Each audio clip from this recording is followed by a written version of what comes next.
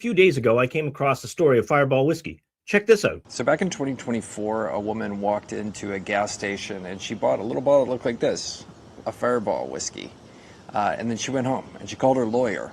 And together, they sued. A woman is suing Fireball for $5 million, saying some mini bottles are misleading customers. And it turned out it was a pretty smart move by her because she was right. These little bottles like this, I got this one at a liquor store, and it's actual whiskey, and it says whiskey on the side of it. But the one she bought, well, it said Fireball, and it didn't say whiskey on it, because the one she bought at the gas station wasn't actual whiskey. It was a malt-based beverage. A bottle that looks like whiskey, that sits on the same shelf as whiskey, that wears the same fire orange label as whiskey, containing a malt beverage that has never seen a still. The plaintiff's lawyers had a phrase for it in the actual complaint filed against the manufacturer, Sazerac. The label reads, with natural whiskey flavors and other flavors. And the whole art of the thing is that if you do not read closely, natural whiskey looks like an ingredient and not a flavoring. And the problem as she saw it was that this little bottle that she had bought, not this one in particular, but a little bottle that looked like whiskey, acted like whiskey, had the same logo as whiskey. Well, basically it wasn't whiskey, and that was misleading consumers. Sazerac did not lie, technically. Sazerac arranged the truth so that only the diligent reader would find it. Keep that bottle in your mind. We are going to need it for the next half hour, because not one, but two princes of the church have now handed us the ecclesiastical version of the same label. In their own words, on the record, and neither of them was tricked into saying it. They knew what they were doing. Do you? On July 1st, 4 priests of the Society of St. Pius X were consecrated bishops at Acon, against the synodal church's expressed will and without a pontifical mandate. Rome's position is not ambiguous. Consecrating bishops without a papal mandate is, under the 1983 Code of Canon Law, a schismatic act carrying automatic excommunication, and the Holy See applied that penalty to the consecrators and the consecrated alike. Whatever else is contested here, that much is not. The Novus Ordo synodal hierarchy considers this a completed act of schism, full stop. And that is where Cardinal Kurt Koch, Prefect of the Dicastery of Promoting Christian Unity, gave an interview to the Communicatio podcast, the Rorati Caeli, translated in full. I'll put the links to my sources on my Substack. The traditional internet's headline was some version of the Cardinal admits SSPX is right. Well, it's a bit more complicated than that. Cardinal Koch did not concede that the Society's theology is correct, but he did something more interesting. He conceded the Society's diagnosis while defending the Novus Ordo's synodal new church's prescription. He agrees that something has changed. He simply insists that the change was legitimate development rather than rupture, and dresses that insistence in a word I want you to notice. He was asked directly whether Pope Benedict's 2005 formula, the hermeneutic of continuity against a hermeneutic of rupture, still holds. And watch what he does with it. He does not say hermeneutic of continuity. He calls it, in his own words, a hermeneutic of reform. That's not a synonym. That is not the same thing. What the trads have been saying for years, the Vatican II essentially said, Protestants, you were right for 500 years and we were wrong. Trads, Catholics, shut up, pass the basket, submit to Pachamama. I exaggerate, but not by much. Every month, some Ewok on Twitter calls me a Protestant, and my answer is always the same. Sir, I'm not the one with the cranmer table in my sanctuary. See, folks, what Cardinal Koch admits is very important. Continuity means the thing did not change in its substance. Reform, in the sense that he intends it, means the thing changed on purpose. And he wants credit for the honesty of saying so. He's not defending Pope Benedict's actual formula. He is filing off Benedict's label and pouring his own contents into the bottle, and then selling it to you under a name you already trust, Catholic. And that is the whole game. That is the fake Fireball wearing a cardinal's ring. The interviewer asked Cardinal Koch about John Paul II's 1988 letter, Ecclesia Dei, which ascribed Archbishop Lefebvre's view of tradition as incomplete and contradictory. Cardinal Koch answered, incomplete probably because they do not keep the entirety of tradition in view. They essentially declare that 2,000 years of tradition up to the Second Vatican Council was broken off. He is telling you, a Roman cardinal is telling you, that the charge against the society is that they believe 2,000 years of tradition were broken off at the council. That is not a slander invented by us. That is the Novus Ordo Church's own prefect for unity, describing the SSPX's actual complaint and not disputing that a break is what the society perceives. His entire rebuttal is that the council looks back at the fathers and Pius XII more than it repudiates them. So no break occurred, merely a fuller remembering. Now, I want to grant him something here, because it is true that Sacrosanctum Concilium and Lumen Gentium cite the fathers extensively. But citation is not identity. You can quote a man at length while reversing his conclusion. Francis famously did so with St. Vincent of Lérins frequently. And just because something has been done in the past does not necessarily mean it is the best thing. Take how reverence for Holy Communion evolved, and how even Vatican II did not allow communion in your hand. Paul VI even explicitly rejected it. Yet here we are, consecrated hosts appearing on eBay for sale to Satanists, all because Cardinal Bernardine and folks like Francis thought it was okay. So this is why I'm not laying this on Cardinal Koch alone. Because one man choosing an unfortunate word in an interview is not a pattern. It's an anecdote. So let's go back 3 years to a prince of the church whose entire office is the liturgy itself, Cardinal Arthur Roche, Prefect of the Dicastery for Divine Worship and the Discipline of the Sacraments, the man who signed the response restricting the Old Mass. On March 19th, 2023, Cardinal Roche sat for an interview on BBC Radio 4. The interviewer put to him the objection. The difficulty with the Old Mass was never the Latin, but the theology it embodies. And Cardinal Roche did not deny it. He confirmed it in these words. You know, the theology of the church has changed, whereas before the priest represented at a distance all the people. They were channeled, as it were, through this person who alone celebrated the Mass. It is not only the priest who celebrates the liturgy, but also those who are baptized with him, and that is an enormous statement to make. He said it himself. An enormous statement to make. I am not characterizing his words for effect. I am reading you his own verdict on his own words. He is telling you that who acts in persona Christi at the altar, and that has, and how it changed. Not the music, not the language, the theology of who offers a sacrifice. Set these two admissions side by side, because this is the part I need every one of you to actually feel rather than merely hear. Cardinal Koch, Prefect for Christian Unity, admits the council represents a break from 2,000 years of tradition and calls the break a reform.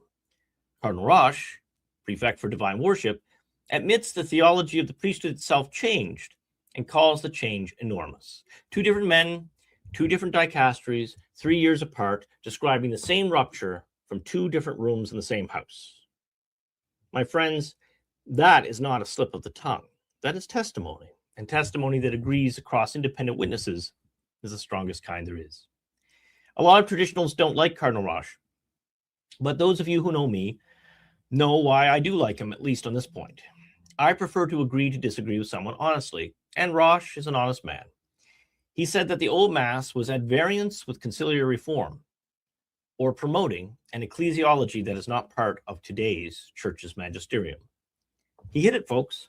While many of our viewers are upset at the SSPX excommunications or having their Latin Mass moved to the gym or their holy Latin Mass pastor replaced with an effeminate, we can miss the higher altitude here. It's bigger than the Mass. Yes, the Mass is important, but before your eyes, they are rewriting the faith itself. Just like in the old book, Lord of the World. Brothers and sisters, read old books. You must, or you will never see it. Don't trust anything pre-1960 without careful review to ensure congruence with the old faith. Now, to be clear, neither cardinal, in the quotes I've just given you, is making a direct statement about the person of Christ or the nature of God. Cardinal Roche is speaking about priesthood and offering. He says the old Mass is at odds with the conciliar reform, and that its ecclesiology is not in line with today's changed magisterium. Cardinal Koch is speaking about tradition and covenant. And I will not tell you they confessed a new Christology in so many words. Not every plume of smoke is a fire, but if there's smoke everywhere, It is almost certainly so. Reading the words of Francis, I have always suspected his understanding of the Incarnation was different than that of St. Athanasius and my own. But watch what these admissions from the cardinals add up to when you step back far enough to see the shape of the thing. Can what was considered holy for nearly 2,000 years suddenly be considered deficient or less than what is called good today by today's new religion? Did we get golden plates or celestial faxes to tell us that the liberal Protestants were right all along? Or do we get our theology from the rumble of our digestion system and call it the Spirit? Truth comes from God, not from Marxist, syncretist buttocks. A religion claiming to be Christian is not only its formal Christological definitions, it is also who may stand at the altar and in what capacity, and what happens to the covenant God made with his people, who governs in the church, and by what authority, and which of her own saints she is still willing to defend. When did we are all one replace John chapter 1? And yet, the same who say we are one exclude the very people who believe in the old faith. Change one of these elements. Change one of their presentation, and you have confusion. Move all of these elements, one dicastery at a time, and you've not adjusted a religion, you've built a different one and kept the old name on the door. The way St. Athanasius spent his exile watching Arian bishops keep the title Catholic while emptying out the substance of who our Lord Jesus Christ actually is. And this is the real difference. And it is the one worth risking offending some of you. The God of St. Athanasius does not change and does not develop. He is idem heri et hodie, ipsi et in saecula, the same yesterday and today and forever. His truth is not something the 20th century's horrors can renegotiate. It is precisely what makes sense of them without needing to apologize for itself. The God of Teilhard de Chardin, by contrast, is a God still becoming, folded into the cosmic process, converging with the world towards some future omega point, flapping its wrists in synodality rather than standing outside it, unchanging as its author. You do not have to accuse either cardinal of citing Teilhard by name to notice which God their admissions actually serve. A God who develops needs a church that develops with him, a priesthood that develops, a covenant that develops, a saint's meaning that develops.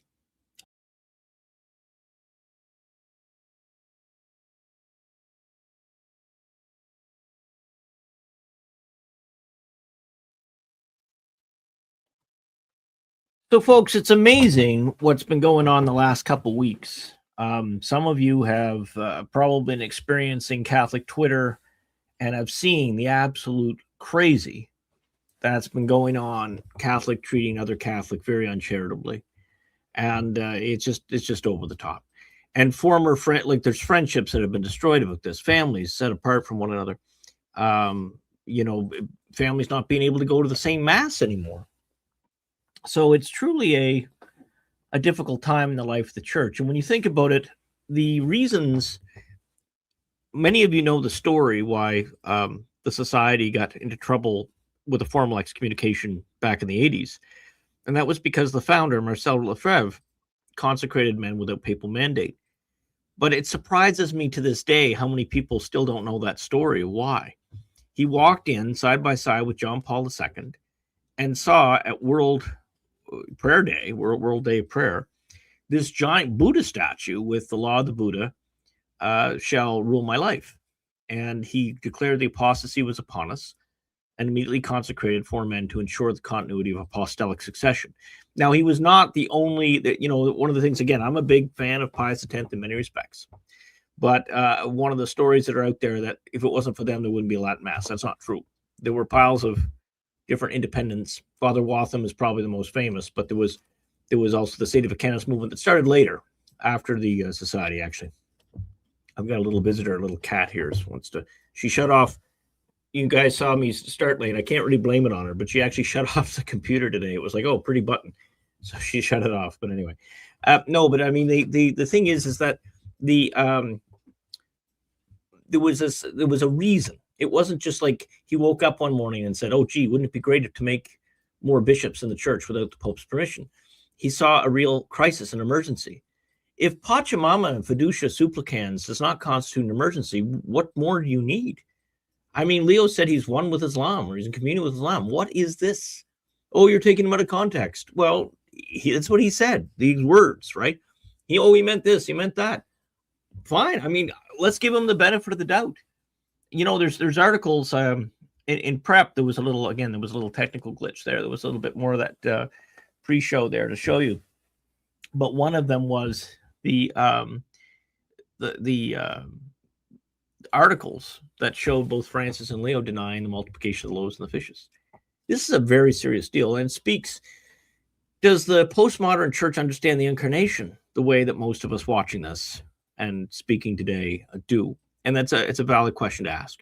When Francis would go on about the Son of God, I sometimes wondered, does he mean, when he says Son of God, does he mean the same thing Athanasius did? Does he mean the same thing that I was taught in catechism? Does he have the mind of the church? And again, I mean, we can't read minds, right? We have to we have to give him a certain deference and a certain certainly a presumption of innocence, but we also can't just give him carte blanche to say whatever the heck he wants. And we've got ourselves a real case here. So, Felix, are you a bit surprised that I was wondering, again, we got cut off a little bit in that presentation, but basically what it was boiling down to is that whiskey story ended up with a lawsuit, and the person won. And essentially what it is, if you watch the whole video, I put the link up both in the description and then in the text itself, so you can find that YouTube creator. He's amazing. He's got like about 50 or 60 videos, I believe, on all these different businesses, a lot that we knew in the 80s and 90s and just sort of disappeared. And he tells the story of why they all did. And anyway, he's a very interesting creator. But I never heard about this whiskey thing, and so I just discovered it. And so anyway, what it was again, the bottle looks almost identical. So that's kind of what we have now. The church has a lot of the trappings, still says Catholic on the door, but ever since COVID, there's been I guess an awakening amongst many that a lot of the leadership does not believe in the same faith you do. If they did, they'd never close the churches. So COVID kind of exposed them all. And then when they excommunicate the society, it was probably the stupidest thing you could do if you're a liberal. The smartest thing you could do is let them just sort of die out, if that's what you think. If you truly believe that you're with the Spirit, then what are us silly trads? What threat are we? Heck, regularize all of us. Monsignor Haygood and me and everybody else. Why wouldn't you? What threat are we to you if you're truly of the Spirit? But they don't believe that. They know they're not, because we teach the old ways. So it's interesting. And I do wonder, when you look at the books and they claim that they didn't change anything, right? Well, it's a wonder. Sorry, the kitty's attacking my camera. You do wonder, I mean, why that someone hasn't started a class action suit, because people's grandmothers and great grandmothers, they built all these churches, and then they, through their lack of duty of care, allowed all these abusers to hurt people, and then those churches were lost to the families that contributed to them. And in some cases, churches that had no problem at all were sold to pay for other churches that did have those problems. And yet, if that's the case, then why are people like Cardinal Kurt collecting very wealthy pensions? Meanwhile, ordinary priests are often, living in poverty, and people have their churches closed. So these are questions only the lay people in those particular dioceses can ask. But I'm a little curious. I don't know any lawyers online tonight. I'm a little curious why someone hasn't done a class action suit. I mean, I guess there's a hesitation to sue the church, but there's people have sued over all kinds of injury. But what about the injury to the faith itself? What about the fact that they haven't actually, demonstrated that they believe in what's in their own books? And so anyway, to me, like I say, disagreement's one thing. I can disagree with the Baptists. I can disagree with the Novus Ordo Catholic, but it's the misrepresentation I get angry at. So when these fools on Twitter with their religion of square circles tackle me, like I say, the funniest one is when they call us Protestants. Protestant how? We love Peter. We love the successor of Peter. We want a good Catholic successor of Peter. The problem is that Your path says that the Protestants are right for the last 500 years. You have Cranmer tables. You roll everything out. You've just changed everything to be Protestant. So what's with that? That's kind of weird. And so, and again, there's nothing, I'm not asking you to dislike or hate or be angry at Protestants. It's not their fault that liberal Catholics have redefined Catholicism to be Lutheran light with worse music, more ukuleles, and a couple more skateboards. I mean, come on. The Lutherans don't have chicken dances, but you can find them in Catholic churches at communion time. Star Wars masses, Lutherans don't do that. So, it's time that we take stock of what's really going on here. And Christianity as a whole is under attack. I'm not meaning to single out anybody. I'm just saying the reason why I'm sort of picking on the mainstream Catholics today a little bit is because Catholic Twitter's full of them condemning SSPX and other groups for just trying to live the faith of their ancestors. And, I would refer you to Acts 5. There's two very good lessons in Acts chapter 5, but it's the second lesson where basically you're warned. Be very careful going against a group that it may be in God's favor, because you don't know the mind of God. And if you go against them, then you're setting yourself up against God. And I'll tell you, anybody who sets themselves up against Society of Pius X, and they're not perfect, and we're not perfect, but anyone who goes up against them for improper reasons, there's probably actual reasons to go after them, but their fidelity to the old faith is not one of them. And if you're one of these idiots that thinks that institutional regularity is more important than truth, I'd say you need to eat more bran. You can get regularity that way, okay? Eat a lot more bran. Drink water, eat bran, make the world a better place, and get off Twitter. But anyway, Felix, what do you think? Why hasn't there been a big lawsuit? I don't know. I don't think lawyers will save us from this. No, they're not going to save us. But don't you find it a little curious? Yeah, I don't say. No, I'm not saying you. My apologies to all my lawyers, all my lawyer friends that might be watching this, but no. But I mean, you're right. There's no priest, there's no bishop, there's no lawyer that's going to save this mess. This is beyond anything but only God can save us now. At this point, it's not even a matter of we pray a lot and we'll listen to you, Lord, and we'll do it. No, this is going to require actual a miracle. Yeah, like an apparition or vision or something major to make some sort of. I don't even know what to say at this point, because my knowledge on this is limited. But from what I understand is like, this is what the problem is that apparently the Pope gave an order to not consecrate new bishops, and they did it anyway. Is that the gist of it? The Pope. Just a second. Let's get a little bit of feedback here. Just let me. Yeah, hang on. We got a little feedback, and I know why it happened.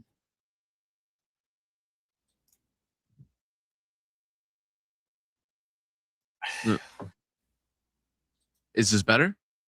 I got it. No, you know what it was is that I was trying to move my little. I have a screen that I can turn it around so I can move it to the screen in front of me so I can see you guys. And what happened was when I moved it over, I tell you, this has been just a horrible technical difficulty day. When I moved it over, exactly. When I moved it over, I hit the our YouTube screen was up on one of my tabs, and I hit it and I started playing us. So there's a little bit of a lag. There's about a second of a lag. So that's why it came out as an echo. Anyway, you guys have learned more about live streams than you need to know on the technical side. They're a menace. And there's my little. Did you see the little cat back there? She's. Oh, that was great. So if I go off there, all of a sudden, she's in a mood, man. And she sees a little button, she's gonna press it. Well, I mean, yeah. I mean, honestly, without this is kind of where I'm at my crossroads. If there is no divine intervention on this situation, what does that say? Does that mean it means that God's SSPX punishment is wrong? No, so no.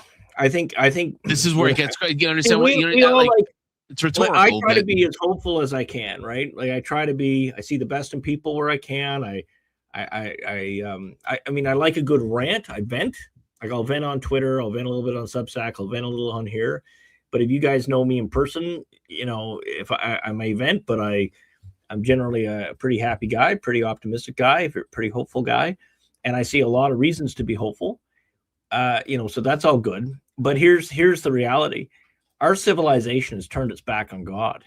You know, you want a laboratory example. Canada is completely, the church attendance has collapsed. I think it's like 10%, if that, and it's a country on the verge of complete self-destruction, complete auto-destruct, and it's allowed MAID, that's medically assisted unaliving, and it's backstabbed its friends, and it's sold out its middle class, and it's destroyed its future of its children.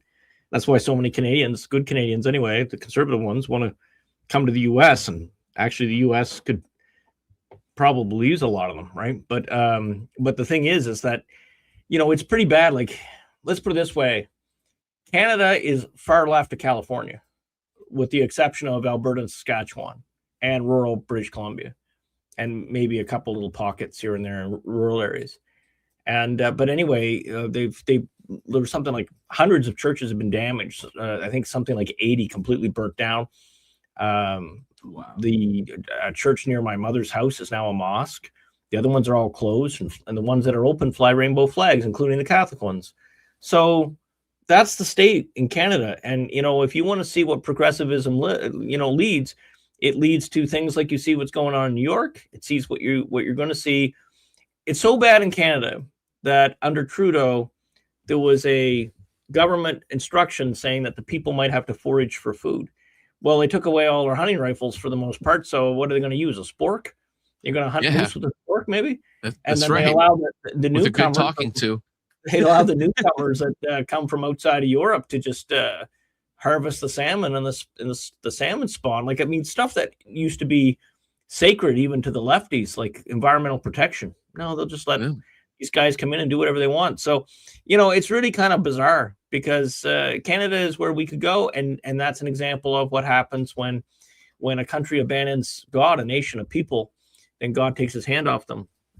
And we don't want that to happen in the U.S. And there seems to be, I think there's a restoration. But, I mean, one of the things that's troubling, that restoration is not going to come to the mainstream Catholic Church. I mean, short of the prophecy that Anthony Stein mentioned on Return to Tradition a little while ago, that unless Saints Peter and Paul come back to give us a new pope and a new hierarchy, we're on a telos of apostasy in all the mainstream church. It's not just Catholic. It's all the big ones. So you're left with a bunch of little ones that, unfortunately, we're not united, and that would be a very difficult thing to do. And maybe it's by God's design that we're not. One person asked me one day, if you guys are of God, then why doesn't the traditional movements across Christianity, why aren't you all united? And it's a complicated question, but or a complicated answer to give to that question. But the short version is that there is at least to consider the possibility that God wants us a little bit separate, in case that there ever is a time of trial, that there's not one single list. Look what happened to the underground Church of China. The Vatican sold them out. They're sent to labor camps, unalived, car accidents that are mysterious, all this kind of stuff. And meanwhile, this is the other thing. Some of you guys don't know this. Do you know that the mainstream church let the Chinese communists appoint bishops who probably don't even believe in God, and appointed them bishops?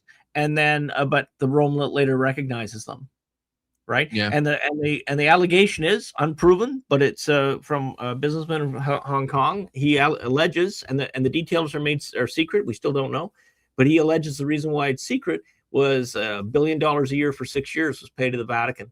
And if that's true, then that would explain why the Chinese church was thrown under the bus. I guess 30 pieces of silver is $1 billion with inflation, right? Yeah, but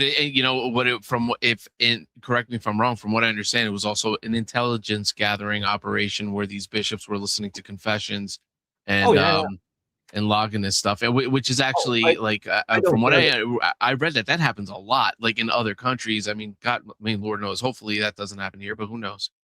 Well, I think it would be relatively rare that you would get even liberal priests that I've known, they tend to respect the sacrament of confession. So sure.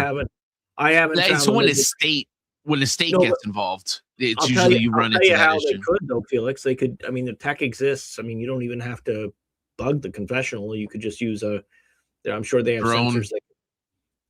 Or some sort of parabolic mic or something like that. But But I mean, at the end of the day, there's very little in a typical confession. I think most priests would agree with me. There's not much of intelligence interest in a confession. So I mean, it's kind of funny. Australia, I believe it was, and I think there was I think Washington State here in the U.S. and I think France. You guys can fact check me if I'm wrong on this, but there's a number of secular governments that are, going to force priests, compel priests to, reveal what's in the confession, and that's part of the reason why, even if someone says, "Hey, Father, can you hear my confession?" If I can, I tell them to go in the box, and even though I know who it is because they've asked me direct. And the reason being is, if I'm ever called to testify, I mean, you don't have to. There's a time to fall on your sword, but I mean, you do what you can to avoid doing that, right? So if I was ever called to testify, let's say Felix came in and he robbed 800 cars from a car dealership or something silly and sent them on a container ship, and he comes to the confession. And we got this Felix now. We know he's friends with that priest. We're gonna go. We're gonna wait. If he goes into the confessional, we're gonna call that priest to testify against him. Well, I can quite honestly say, I don't know who was in there. Well, we know you said you took him in the box. I don't know who's in the box. And then you know what I do? I've actually had to do this. I've been a witness a couple times now. I've never been fortunately on the bad end of a court proceeding, but I've been a witness a number of times, including some court martials back in my Navy days. Yeah, that's another story. But I've been in secular courts and church courts for that matter too, actually. But the thing is that what I do when I get some of this, lawyers are pretty clever, right? They're more clever than me often, but anyway, I just stick to my guns and I look up at the judge and I just say, Your Honor, is he asking me to lie to you? So normally that settles it, right? Because they realize, sometimes they try to trap you with words, and I mean. And I was just little. I mean, I wasn't up with Johnny Cochran or anything, right? So it was just some little small town magistrate level dispute. But again, I'm not going to lie under oath, and there's not. And in terms of confession, I'll just say, and quite honestly, so I don't know who's in there. I can't say with certainty, and I can't even speculate. It could be anybody. So if if they want to hold me to contempt for that, I mean. What do you want me to do? Lie? You got me between a rock and a hard place. Perjury is a serious sin as well as against the law, right? Because you're asking God to witness. Well, I can't say what Felix said. I don't know. I don't know what he said. And so, and actually, you know what? A true story, which is kind of neat. But I mean, the reason why I say true story is a lawyer or a prosecutor would accuse me of lying, which is not true. But I asked God for 2 graces.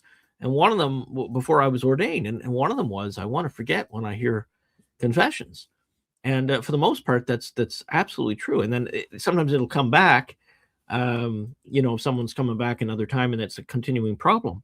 But that knowledge is taken from me, and I have such bad memory. Anybody who knows me knows I have the worst short-term memory. If I read something, I remember it forever. But if you just tell me stuff, whoosh, if I didn't use Google Calendar, I wouldn't know what I was doing from day to day. Yeah, no, I hear you. But Father, if I could bring you back to this, because this is kind of like this bothers me a lot, because from what I understand, is it the law, and is this from Vatican II or Vatican I or something? It's this claim that if I guess if a church decides to go schism or go against the church, unless there's a miracle showing them that they're in the right, that if they're excommunicated, that's it, right? No. I mean, can you tell me what I'm grabbing that from and why I'm incorrect? Yeah, so because I don't know. Someone shared a tweet today by some idiot that was just making stuff up, and that's very typical. Like, you have to read the stuff from primary sources or talk to your priest that you trust, okay? You can't listen to the idiots on Twitter. 99 of them are suffering from intellectual inbreeding. They don't know which orifice is up and north or south or whatever, which explains perhaps some of their ideas of chastity and fiducious supplicans. And one of the ones that was sent to me today was, here, I'll read it. I'm not going to put it on screen because I don't want to give the guy any airtime, but I'll read you what he said. And Here we go. Where is it?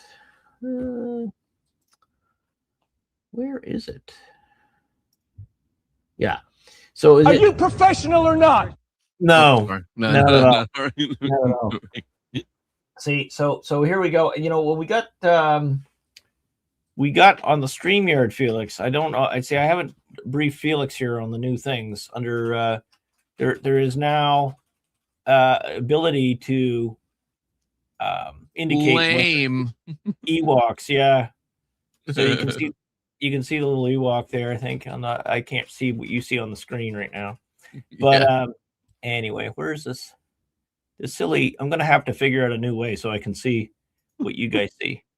But yeah, we don't need the Ewok to continue on there. So just in that, see the cat eats the Ewok. That was the whole point. Oh yeah, and that's what I feel like on Catholic Twitter, right? So Felix, if you can go to the media assets on overlay, you can turn off the Ewok. But there's also the like and subscribe cat now too. But anyway, Okay. this idiot says, according to St. Augustine, St. Aquinas, and the full tradition of the church, schism is worse than sodomy. Therefore, according to church tradition, SSPX and those that support it are worse than Father James Martin. You have no right to look down on him now.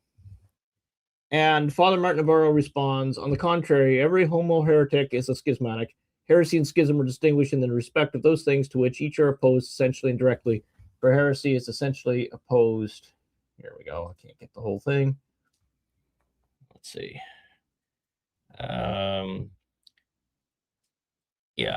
Just sort of essentially, so while schism essentially opposed the unity of ecclesiastical charity, wherefore justice, faith, and charity are different virtues, although whoever lacks faith lacks charity. So too schism and heresy are different vices, although whoever is a heretic is also schismatic, but not conversely. And then Father Martin buries this idiot, just like the cat pounced him with the Summa from the Summa, part 2, the second part of the second part, question 39, article 1, reply to objection 3. You can find that on Father Martin Navarro on Twitter if you are so inclined. Now, but see, the thing is, and that's typical, there's a lot of these, I call them Ewoks. So Scott Adams, God love him, he was the creator of Dilbert, and when he was alive, he used to get people that would get on his live stream and insult him, right? And actually, and my rule of thumb is, so Felix sees any comments, like if people are overtly disrespectful, just block them, just get rid of them. I don't mind anybody disagreeing with me. I'll have a fair fight. But you can tell what's trolling, and you can tell, like, any disrespect, and I just block people when they do. And so the reason being is that what Scott Adams said, he used to call them his mascots. And he says, oh, I got some more mascots today. And he's a bit of an energy monster. And so for me, I take joy in the anguish or anger or irritation of bad people. Right. So that's, sure. That's, I get a little kick out of it too.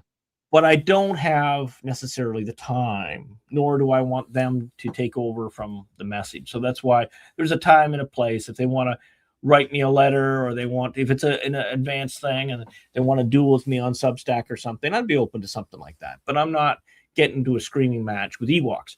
And I chose that little graphic quite deliberately because that's how I look at them. I look at people that do not argue properly from primary sources, that misrepresent the saints, which is a sin, like that man did, that Father Martin put him in his place. They just think, oh, well, the mainstream church tells me X, so I'm going to believe X. And they don't go to primary sources. They don't know their rear end from a hole in the ground, which gets very difficult at gardening season.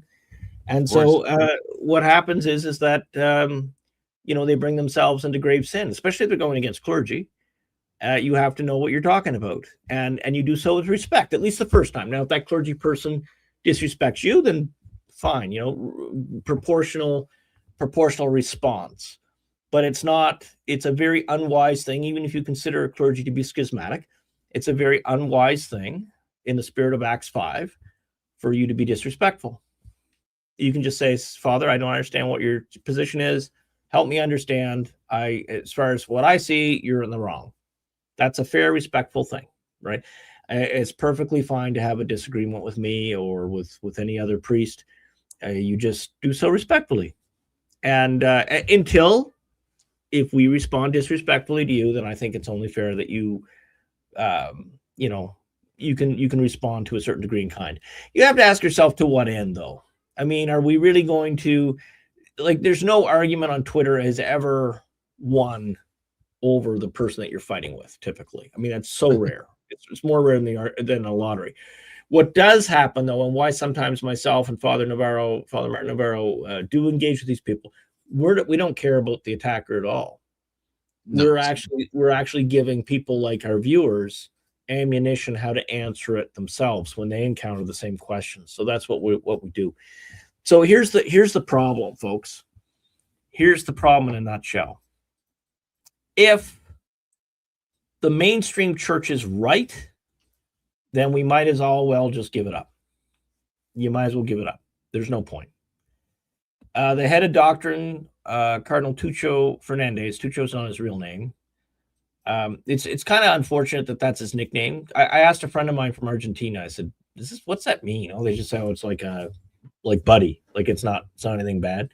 But I said, well, the English connotation is kind of rude. So you wouldn't want to, there's no English person that would want the nickname Tucho. But anyway, I digress. So right. Especially when you wrote a book, Healing with Your Mouth, Oof. that kind of fits the English understanding of the nickname. But anyway, moving right along.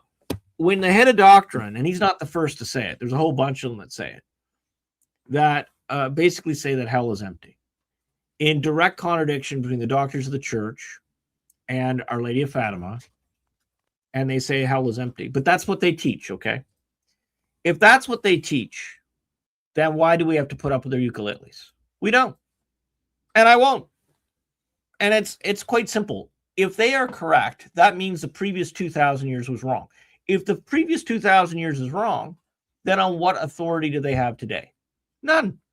And this is why they've got themselves checkmated. They're, if you guys, any of you play chess, I'm not a great chess player. As a kid, I was on like chess teams and something, but I was never one of these. If you want to be good at chess, you got to study. You got to really study chess. You got to study all the patterns of the board and all this kind of stuff. And as a kid, I just didn't, it was just one of my thing. So, but anyway, I was good enough that I was on the, school chess team. So in other words, I understood the game a little bit. And the thing is, there's the idea of mate in two, that you understand that in two moves, you're going to put the opponent into checkmate. And the thing is that those who are in the know in the church world can kind of see how this is all playing out. And the problem is that Catholic theology is like a Jenga puzzle, right? That game where you build the little wooden tower. You start pulling out blocks like Vatican II did and Francis did, and now Leo's doing, the whole thing collapses. There's no putting Humpty Dumpty back together again. And the problem is that I love the old faith. I believe in the old faith. I really dislike the new faith. The new faith is about coddling and affirmation and comfort and making you feel, they bury you in white like you're St. Augustine. Like, who the bleep are you? Up until 1971, the church in its own prayers and its own teaching said the last day was a day of wrath. This isn't because God is mean. This is because this is true. And this is what people have to get over. Like, I don't know what it is, but okay, I was a military guy. Felix was too, actually. And the thing is that we're military guys, okay? Military guys, one of the first things they teach you, and in every basic training class, there's some people that are like Arnold Schwarzenegger. There's some like quarterback kind of guys, like they're super athletes, but they're little guys. There's the guy that needs to go to fat camp, but everybody loves, and so you help. That was me, right? And then there's people like me that always look rumpled. I still look. See, I look rumpled. I was in the officer school, so there was a lot of leadership stuff and whatever. So I did the homework for some of the platoon mates, and they made sure I didn't look like a bag of crap. So it was that teamwork. But anyway, no, but the thing is that, me, it's like, I don't notice if something's wrinkled. Or one day, actually, I'll never forget the chief screaming at me. I was, everything's rushed at the last minute before inspection, and you're not, long, like you hear the boots coming down the hall, and you only get a couple seconds. Oh my goodness, there's dust here or whatever. And there was a pen under the bed, and I dove to get the pen out of the bed and stick it in my pocket or get it out of the way. And then I'm up at attention. and I didn't realize when I went under the bed, I took all the dust bunnies that were at All the the bottom. dust bunnies. Yep. He came in and there was like layers of like lint on me. Oh my goodness! It wasn't. Did you also call them ghost turds? Because that's what they would call them in the Oh, we call them military. Yeah. Yeah, we would call them. They were called ghost turds where I was Sure. at, and I will never forget. I'm still actually now. I don't know how many people can say this there, Felix, but I'm still friends with one of those Navy chiefs, and I still Wow. contact him 30 years, and he right in my face, Miko, you suck, and then he'd say, stop sucking, and then in my head I was like, oh, there's hope for me. I can stop sucking. Yeah, that's right. That's But right. see, so what I'm getting at is, sorry for the meander, but you learn environmental discomfort. No one cares. You're cold, you're hot, you're tired. Wah, suck it up. There's a mission. Yeah. No one cares Yeah. about your comfort. So when I look at the church, I look at people like Damien and Malachi and Catholics. Oh, we got COVID. We got to close our church. Listen, suck it up. Do you believe in God's providence or not? Yeah. Right? People are dying without sacraments. I don't want to hear about your comfort. I don't want to hear about what the sheriff told me. Don't care. Third commandment, first commandment, trump that. Sheriff comes to me, deputy, says, will you close your church? No. Will you at least put up CDC signs? Yes. Will you at least not advertise that you're open? Yes. That's fair. The people that God sent me are already there. I don't need anybody else. And then he says, what if it gets worse and I really have to get you to clamp it down? I said, don't even ask me if the liquor store is still open. How many of you watching right now have had your church closed, but the liquor store was open? Shame on you. More not on you, really. Shame on your churches. Shame on your pastors. Shame on your bishops. These aren't Christians. They don't believe in the first and third commandment. Come on, man. It's nuts. We remain open. We remained open. So did Society Pius X. So I don't want to hear it. I gave dispensation. Like, oh, Father, you're mean. You're this, people could have done. Listen, yes. And guess what I said? If you, for a medical, like you truly, truly, truly are scared, you're dispensed. I dispense you. But let me add. Oh, sorry. I will not close a day. And all these idiots, they go. I went into the hospital, Felix, and what the nurse? Do you remember Patty? Of course. Wait, you mean Patty from SNL? From the church. No, from the church. I was about to say. Yeah, anyway, her husband was really tall. Yeah. I don't know. She might have been by your time, but anyway. Okay. She was in the hospital, and I waited 3 hours to get in the hospital for last rites. 3 hours outside. It was really hot, and I was outside waiting for them to let me in. I demanded to speak to the administrator. I demand to go in there. I said, she has a right. You are not keeping me out of there. They made me wait 3 hours. I get in there, and I spent a little time with her. She died that day. God love her. And I spent some time with her, and there was these nurses, and they would walk in the hallway and they'd be peering around the door looking at me. What is going on here? And I said, excuse me, Patty, this is driving me nuts. I got to find out what's going on. I was wondering, like, do I have a cowlick in my hair or something? What's going on? So I go and I just said, hi, Father Michael, what's going, what's just sort of curious. I notice I seem to be some sort of spectacle. And then they said, oh no, we were just saying that you're the only Catholic we saw in many, many weeks. And we've seen the rabbi, we've seen the imam, and we saw the Jewish, they have the Jewish guy, I already mentioned him, and the non-denominational, but no Catholics. And they just, and of course, I'm not mainstream. And I said, well, but they were ordered to, and no offense to them, they were ordered to, under obedience, they weren't allowed to go. Not some priests disobeyed it, and God love them for doing it. But see, here's what we're dealing with, right? And then the thing is, and we had people come to our church, Felix, and then as soon as the emergency is they're back with Pachamama. So whatever. That's right.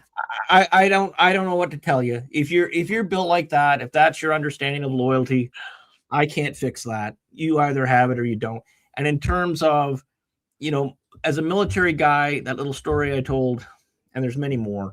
I mean, you're in the Navy, man. You lots of physical discomfort. The one good thing about the Navy, unlike my Army friends, is at least we got a hot shower and a rack at night. But we had 3 hours sleep. That's fine. But that's fine. You get used to it. But the thing is, you had physical discomfort, extremes of cold and heat, and lack of rest, lack of free time, and very few people complained. They beat that out of you in basic training, and if you still complained, it's a wonder that you didn't end up holding on to a life preserver in the middle of the Atlantic, because you weren't, it wasn't appreciated. And so when I hear people complaining about, like, the thing is that the reason why we have to stand against the big churches is because they dishonor God with their direction. They dishonor God. Okay, so you can dishonor me, you can dishonor you, but we can't allow them to dishonor God. And we have to I agree. But the problem is I guess this is like what you call is the square circle. All right, because I mean, it comes down to they're dishonoring God, but they're the authority, and this is from the rock. This is the rock of the church, or this is from. But there's more than one definition of church, right? So I mean, here's one of the things I think God's going to tell us. He warned us in the gospel to judge a false teacher by the fruits, and boy, do we long for an era in history when that only has one meaning again. So the thing is, right. Exactly. Yeah. So the thing is that they're on a war against chastity. They're on a war against any kind of high Christology. It's a gospel of recycling and migration. And and that's just not what's in the gospel. And that's just not what's in the Bible as a whole. And that's not what's in the writings of the saints. And we have an opportunity to make this planet great again. This, you could say, well, it's always been a work in progress, but what does great look like? Well, it means that it means we follow the mandate, the great mandate, right? That all nations be baptized in the name of the Father and the Son and the Holy Ghost, that we make our case convincingly enough through our word and deed, our example, that all the people who aren't Christian want to become so. And that's the great work. And if everybody even did that, then all these other differences about Pius X and us and Latin Mass, all this stuff would just sort of work itself out. But everybody's too busy patting themselves on the back in a very pharisaical way. Oh, thank you for not making me like that Pius X guy. I'm in the real church. Oh, are you really, Pachamama? Are you really? Are you communing with the State Church of China and the Abrahamic Family House? And that's what you consider the true church. You think that Jesus Christ, our Lord and Savior, founded the Pachamama Church, the Mayan Rite. You think that? They can't even leave the Our Father alone. The one prayer God gave us, right? They can't leave anything alone. These people are horrible, horrible, evil people. All right, so and I'm not talking about the people that just go to mass, and what I mean. They don't know. 99%. The trad world is so small, folks. It's so small. Like, we're very loud, but we're very small. A couple 100,000 in the world compared to 1 billion. So we're very, very small. But the thing is, that doesn't mean that we're not correct. And I would appeal to those of you who are versed in any kind of logic to understand that we, like Aristotelian argument and Aquinas, what we have now, you can only explain it if the institution is more important than the deposit of faith. And it's that simple. So people like me and Pius X say the deposit of faith is more important than regularity with the institution. So what's more important if you're a police officer, that you do your paperwork correctly when you do a parking ticket, or whether you run over little children for fun when on duty? Right. Like, I mean, it's God is not going to cast you out for trying to be more faithful to him. If we're in error, like, a lot of people don't know this. St. Vincent Ferrer, some people pronounce it Ferry or whatever. Sure. 99 cents, 10 books. There's a biography for him, okay? I don't get a cut. Buy his biography. St. Vincent worked great miracles. St. Vincent was outside the church, outside the institutional church. St. Athanasius, another saint, outside the institutional church. St. Joan of Arc, cast out from the institutional church. There are saints, in Joan of Arc's case, died outside the institutional church. And she's a saint. Hands of the church, right? And it's a certain degree. Well, yeah, the civility authority with the church's permission, yes. But the thing is, Felix, that's what I'm getting at is, like, there's just no, when people, like, okay, say if you're in the mainstream church and you say, Mikkel, I like some of the stuff you say, but I don't agree with your irregularity. Pius X, they're great guys, but I don't agree with their regularity. That's perfectly fine. But especially if you say, I'm going to pray for these guys, I like them, we share the same faith, I'm going to fight from the inside, they're fighting from the outside of the administrative order. That's a fair position to have. I don't agree with it, but it's a fair position, right? What isn't fair or what isn't right is to be on the inside of the institution and condemning people like me or Pius X, again, against contra the spirit of Acts 5, and also contra the spirit of the Vatican document Dominus Jesu, number 17.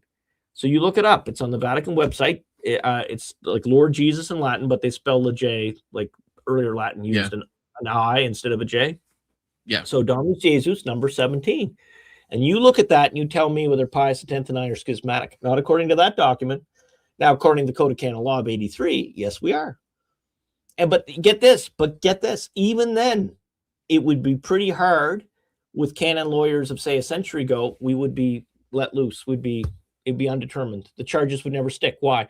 Because even in the 83 code, it allows our perception of an emergency to make it okay. In other words, there doesn't even have to be an actual emergency. It's our perception of the emergency. Can you explain that a little bit more? Because, it's funny. I wanted to ask about this because I did hear that there is a mitigating factor that if in the case of emergency, how is that determined? And right. Okay, so you're saying if so Felix, the church, go on. If you go, okay, so imagine 3 or 4 people go into a store. You own a store. Sure. And you're selling ice cream and candy bars and beer or whatever. And someone comes in and they look, hey, Felix, Halley's Comet. You go, what? You look, and they grab a loaf of bread and they run out and they're starving. That's all they have. Did they commit a mortal sin? Yes. Is there mitigation? Yes. Is the mitigation sufficient for them to be saved if that was their only sin? I don't know. I would guess yes. Oh, I'm so proud of you because you answer correctly. We don't know. We can't presume, right? Yeah. But you also answer correctly. Chances are no, because it was also a duty to provide for the family. People were starving. Especially, it gets even clearer if you're providing for a little kid or a baby or, someone like you have to compromise yourself. Yeah. Right. So there are times when you have to do the wrong thing to do the right thing. But you can't. Now, that does not justify. Can't rely on it. Right. That never justifies. You can never do an evil for a greater good, per se. But again, if the intent was, like, let's say you made a firm resolution that when I get money, I'll pay for the bread. I'll buy them like 3 or 4 loaves of bread. I'll make restitution. Some sort of right. Right. But That's so mitigation isn't clemency. Right. It isn't. That's gonna be huge in how God sees it. So you can't weasel God. You can weasel yourself. You can weasel me. You can weasel Felix. You can't weasel God. So the thing is that only God knows how serious you are about what you're saying, right? So the thing is that it's the same kind of principle. If there's someone in Pius X or with me that is so because they somehow think they're going to be more comfortable, and that's the reason, then that's not sufficient mitigation if we turn out to be wrong. Now, I think we're right. I actually think we're right. Okay. But if for some reason we turn out to be wrong, there is lots of mitigation, right? So here's the thing, is that there's the parable that got me to where I am. Why am I irregular? The parable that did it was the parable of the talents. Because in the parable of the talents, the person has their talent. You have your talent is your gift of faith that you said yes to. And if you're sitting there in a Novus Ordo church and they took away your kneelers and they make you do communion in the hand and they're going on about the mother goddess in the lunch break room and they're doing all kinds of stupid stuff, you can't just bury your talent in the soil. You don't put a light under a bushel, right? So, that means you have to take the arrows, man. That means you got to go into the priest and say, hey, Sister McButterpants there is telling people to pray to the goddess. Yeah. And you're like, that's not Catholic. That's not right. Oh, well, Yeah. sister, she's just talking allegorically, about the feminine and God. No, Father, you're full of crap. That's what you say. With all due respect, I love you, Father. I'm going to pray for you, but you're full of crap. Tell him that. Talk I'm not going to put up. allegorically on the way to the I'm stake. not going to allow Sister McButterpants to say that our God is feminine Amen. when he reveals himself as Father. All right, Yeah. simple as. So okay. So the thing is that when you bury your talent in sand, what happens? Do you remember the parable, Felix? What happens to that servant that buried his talent in the sand of safety? Oh, I feel so bad for him. Yeah, he gets chastised. He gets He fired. gets sent to hell, Yeah. man. So what I'm Yeah. saying is there's lots of Novus Ordo that are going to go to heaven because they don't know any better, right? And they're going to trust but anybody who knows and turns back to them, heaven help you. Heaven help poor Taylor Marshall. Heaven help him. I have nothing against him. He's done so much good work, but he sold Pius X up the river. He went to Pius X during COVID. He went and helped them consecrate their big church in Kansas, right? But he just threw them all under the bus. And he was the very person. He did worse than Pius X. He put out a video against Robert Prevost, who became Leo XIV.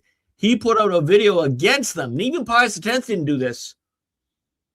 And then when he gets in there, he says, there's no one worse that could be Pope, says Taylor. And then he takes the video down and he says, I submit. Oh, do you now? Well, isn't that great? What do you believe, Taylor? Father Marshall, by the way, I don't even think he was properly laicized. So he could be running around as a priest. And that is and it's upon that he will be judged, by the way. You know what? Priesthood is like confirmation of baptism. It changes your soul. Yeah. Right? So we're all accountable. We face God, and it's so hard for a priest or a bishop to get into heaven because so much has been granted to us that we are judged on that standard. And so, St. John Chrysostom said that the road to hell is paved with the skulls of bishops. So no one in their right mind seeks this, and especially, and I'm sure Monsignor can agree with me, the amount of silly that we have to endure, even on a human level. Just like you are the complaint department, and some of the complaints are when you're a Navy guy and used to know complaints.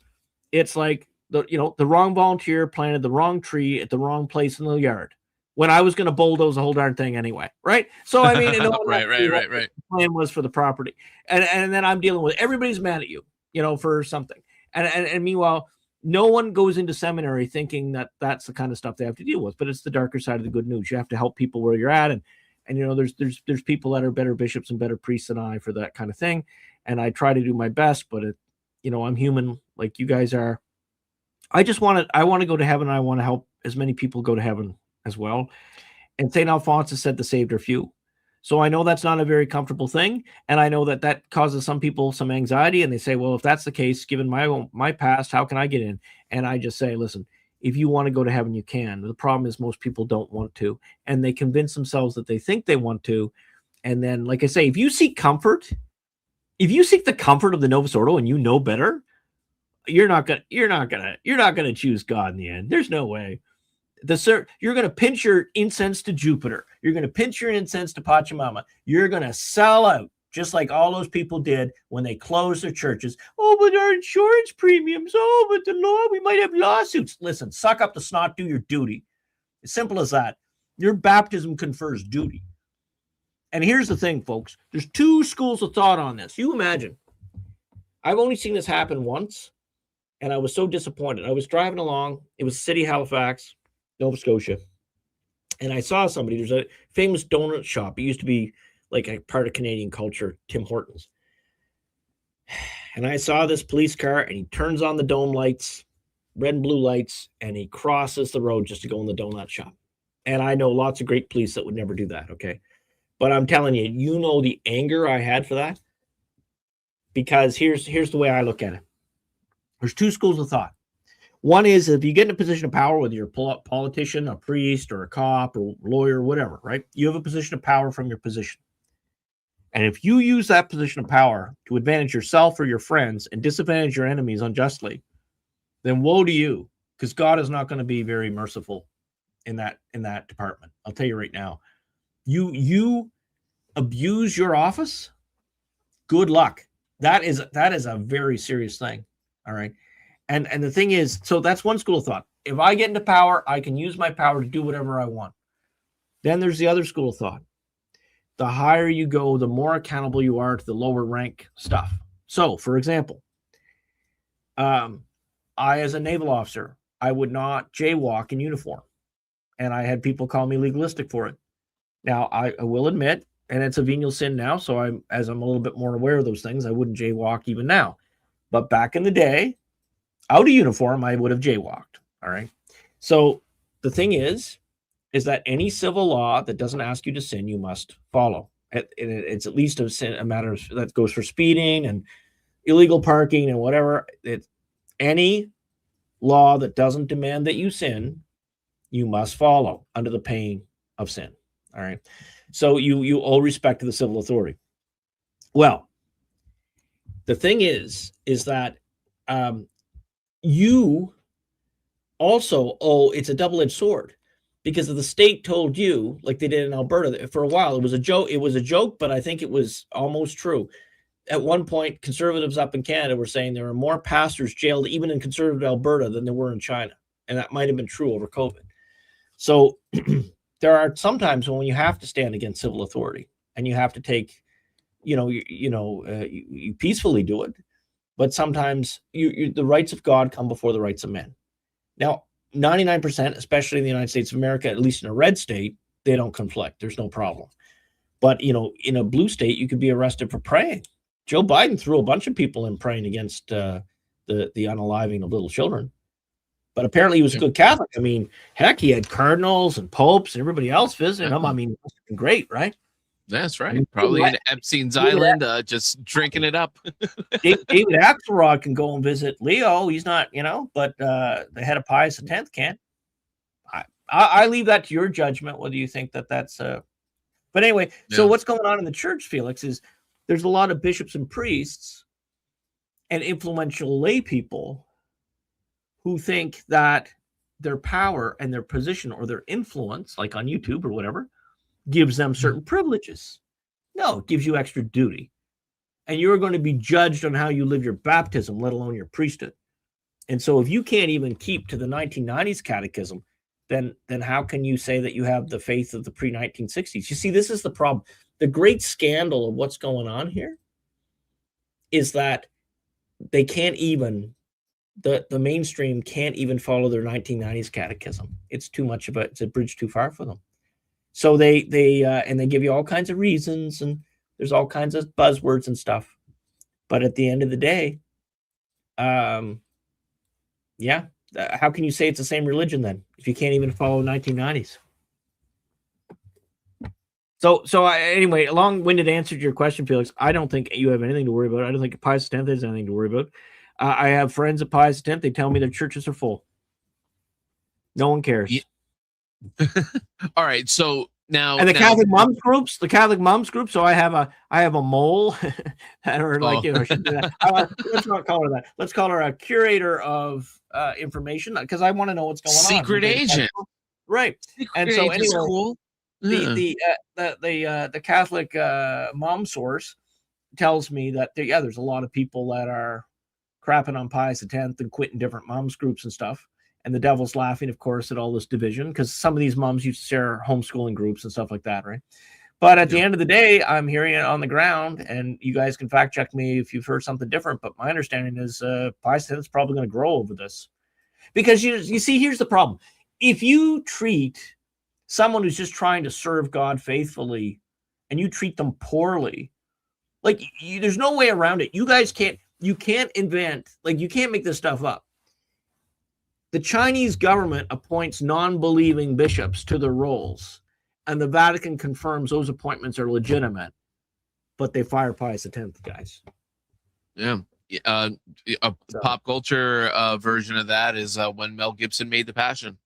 When Mel Gibson made The Passion, they drug him through the absolute mud for years up until the release. And afterwards, when they just waited for him to do like a big enough sin scandal that they tried everything to bury this man. In my opinion, just for making this movie. And if you ever look at the interviews of what he went through to make this movie, he had to go out of pocket. Nobody wanted to distribute it, and like the absolute Hollywood hell, I should say, he had to go through to make this movie. It makes it all the more impressive for what we got. In my opinion, it might be like the best portrayal of Jesus on film, but I think so. It was rough to watch. That doesn't mean it wasn't good. It was just rough to watch. No, it's rough. It's like, I think that was the point. I think that's what made it so powerful. But, and what's funny is they said to him, they were like, why didn't you play down the violence? Why didn't he's like, I did actually. I did very much so, and you're like, oh, wow, but it's just, again, I'm just more like, I guess if what you're saying with the whole mitigating thing, like, again, for me, it's not so much. I just know that this question is what's going to be coming up for people, because now what? Now, just a couple of follow-ups. All right. Now, Joan of Arc, how long before she was canonized? Do you know? That's a very good question. I don't know. I think I should have asked. I think she was added to the calendar in the 20th century.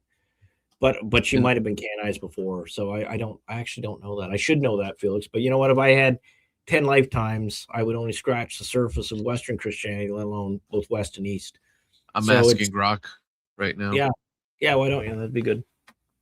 And now, again, this was said that they were told not to consecrate certain bishops. The SSPX was told not to consecrate new bishops, and they did anyway. And that they excommunicated themselves as a result. Is that the gist of it? That is one argument. Their argument would be that the law, properly read, says that the penalty is unjust because all that's required to do it is a perception of a state of emergency. And that's a pretty low bar, because the state of emergency, the Pachamama does it. The denial of the loaves and the fishes do it. Communion in the hand does it. It's a state of emergency.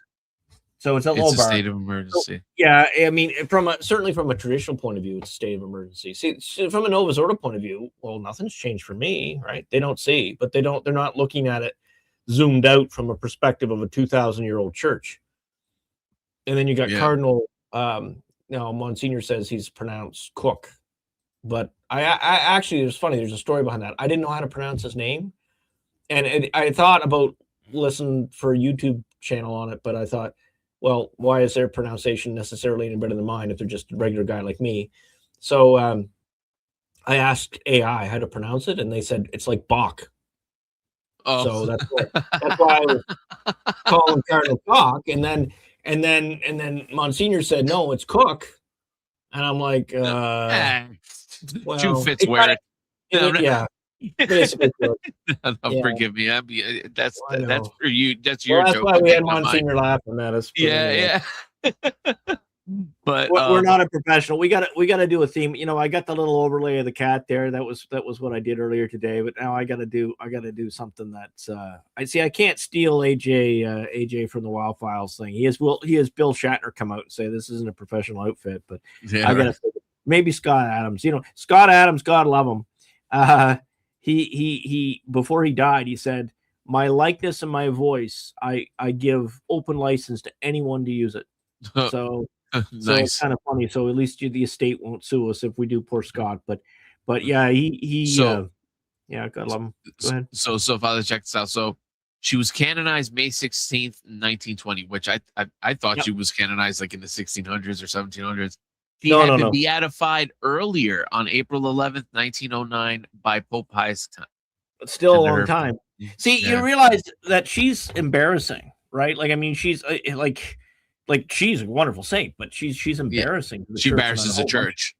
Yeah. And she's, what the other thing is, I don't know if you guys know much about Joan of Arc, like most of our viewers, but I got to tell you, remember, she led armies when the men were all too weak. And I hate to say it, that's Western civilization right now. When the men were too weak, they rose up a little peasant girl, 14 years old, and she led armies into battle. And the thing is, who was she fighting against? Do you remember, Felix? Don't feel bad if you don't, because few people remember. Yeah, right. Yeah, I think the French, That's all right. So she went. That's all right. I didn't remember when she got canonized. Well, I did say 20th century, but I mean, but here's the thing. She was kicking the English out of France. The English were in a province called Calais. Oh, I said it the opposite. She was fighting the English. Yeah, she's French fighting, of course. Joan of Arc. Hello. It wasn't when the English were Anglican. The English were Catholic. So you want to talk about a saint that the bishops don't want to talk about? It's Joan of Arc. Because first of all, what the great thing is, see, God has a sense of humor. Here's Joan of Arc, a strong woman that feminists are supposed to look up to, but humble and totally God-fearing, which they don't like. And not only that, she leads a nationalist campaign against a fellow Catholic state. Yeah. So you want to talk about politically incorrect, Joan of Arc. Yeah. Chastised, and like the way it's it's just it's like so in a way, I guess you could see it as demoralizing, but it's again like it just, I guess it's the power of God, right? Because like he's done this before in the Old Testament. There's plenty of times he chooses women to just do some crazy stuff to like turn the tide of everything. They're not round blue-haired nuns in high heels either. No, he's used goddess. That's right. And it's funny because like who am I thinking? Is it Rahab? Is it Rachel? Oh man, I can't remember the name, but Judith, it was Judith. But she was she worked the streets, if to put it mildly. I think it was wasn't it Rahab or not coming to me. Oh, it's not coming to me either. It's not. Yeah, and I had the name. Oh, when don't ask Rock, and you can fill us in. Do we have any comments, or is everybody quiet tonight? It's kind of quiet, but we do have some. You want me to start them off? Yeah. Well, yeah, because we're we're kind of into it, right? Let me see. So, of course, Dale with Go Team, including Archbishop Hagen. Go Dale. Go Dale. Quoted by Father Hagen. Greetings to everyone. Hello, Norm. This was all before the show even started. Yes. Let me see. I all that stuff. I did all that work, and it cut way half through. I'm gonna have to. So I'm gonna. It's pronounced Cook. That's right. We're gonna be laughing about this for a day later. Oh man, that's hilarious. All right. Let me see. They created. Oh, this is crazy. They created a liturgy for maids, says Father Haygood, the Anglican Church of Canada. Yeah.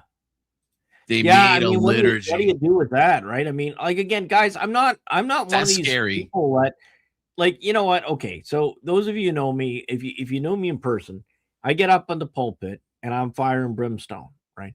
And then I sit with people and I realize you live in the world, and I'm cheerleading and encouraging and helping you. Like I paint the narrow lines on the road. That's how I see it, and I don't compromise on that at all.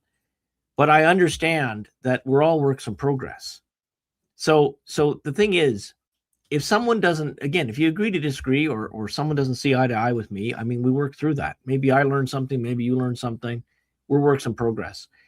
But when you do things like make liturgy for unaliving perfectly healthy people, that's satanic.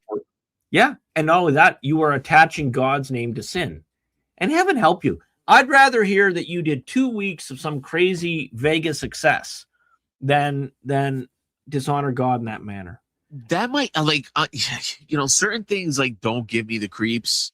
Hearing that gives me I don't know. I mean, who cares how I feel about it really? But I don't know. It's just anecdotally, that's extremely unsettling that a priest would come to that. And again, I feel like I'm a midwit sometimes, and it's like if a priest would be like, listen, mind your place because you don't know what you're talking about. You didn't even go to. Fair enough, but again, from my midwit, point of view, looking outside, looking in, that would absolutely separate me from the church entirely. Like, you know what I mean? If I didn't know any better, like I was like, I would never go to a church that promotes this. No, That's I mean, I think here's the problem, right? Like, there's still some vapors of older cultural aspects of Christianity. Basically, most of us know we were brought up to know that good people, decent people, go to church. That's just one of the duties you do as a human and a baptized human. So there's a lot of people that go to church that don't really believe in much of it, but at least they go to church. And actually, I don't discourage that. I mean, if someone doesn't believe in any of it, but they at least come on Sunday and they're seeking, and don't come to communion, like, or come up for a blessing if you want. But I mean, don't be a hypocrite that way. But yeah, you still make your Sunday obligation, even if you don't believe. And you know what? If someone did that, God's not going to throw them in the ditch. And and likewise with people that are self-unalive themselves. I speak like that because YouTube doesn't like the words, right? So self-unalive, yeah, right. Well, you self-unalive. I tell people, like, God's outside of time. Pray for them. We can't be presumptuous. Yeah. I can't offer them a public requiem or whatever, but I can certainly have a private intention of mass, and I can. There's a big space. Like, according to some exorcists, the soul stays near the body for like 3 hours. That's a long time. Whether that's true or not, I don't know. This is. I guess it depends. Right. This is not the fide. You do not have to believe this. This is not church teaching. I'm just telling you a story that may or may not be true.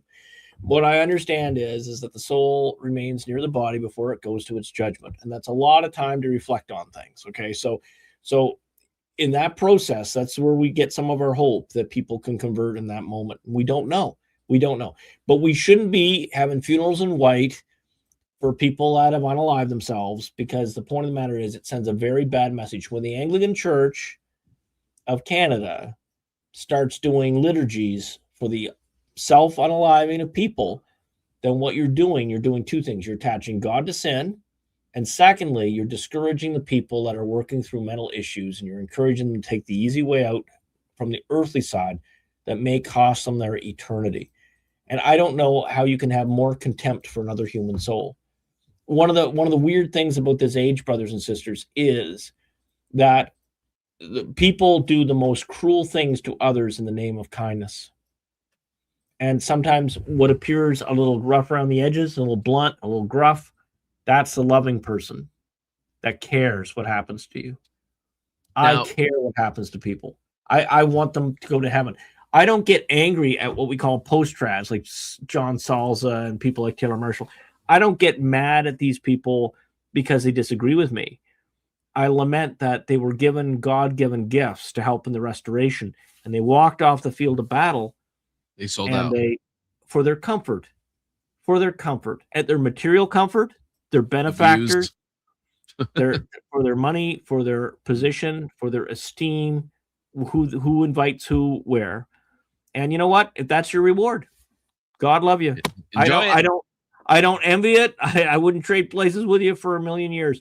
I will. Oh, by the way, Felix, we hit 300 subscribers in this channel today. Hey.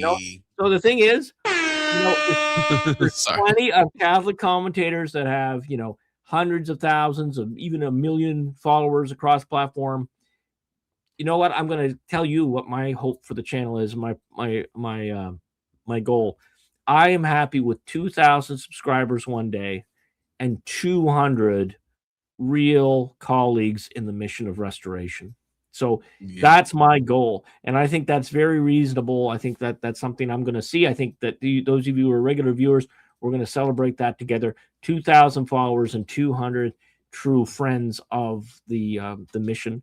And that is very doable. And I know I'm not, with God's good help, I'm going to do that. And I don't need to be any bigger than 2,000. So that's great, because you know what? Go ahead. You know what? I have some, these are like some what if kind of theology, again, midway questions.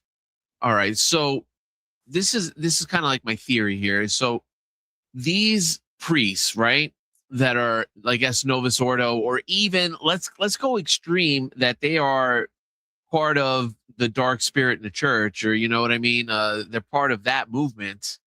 And their sacraments are still valid. Yes.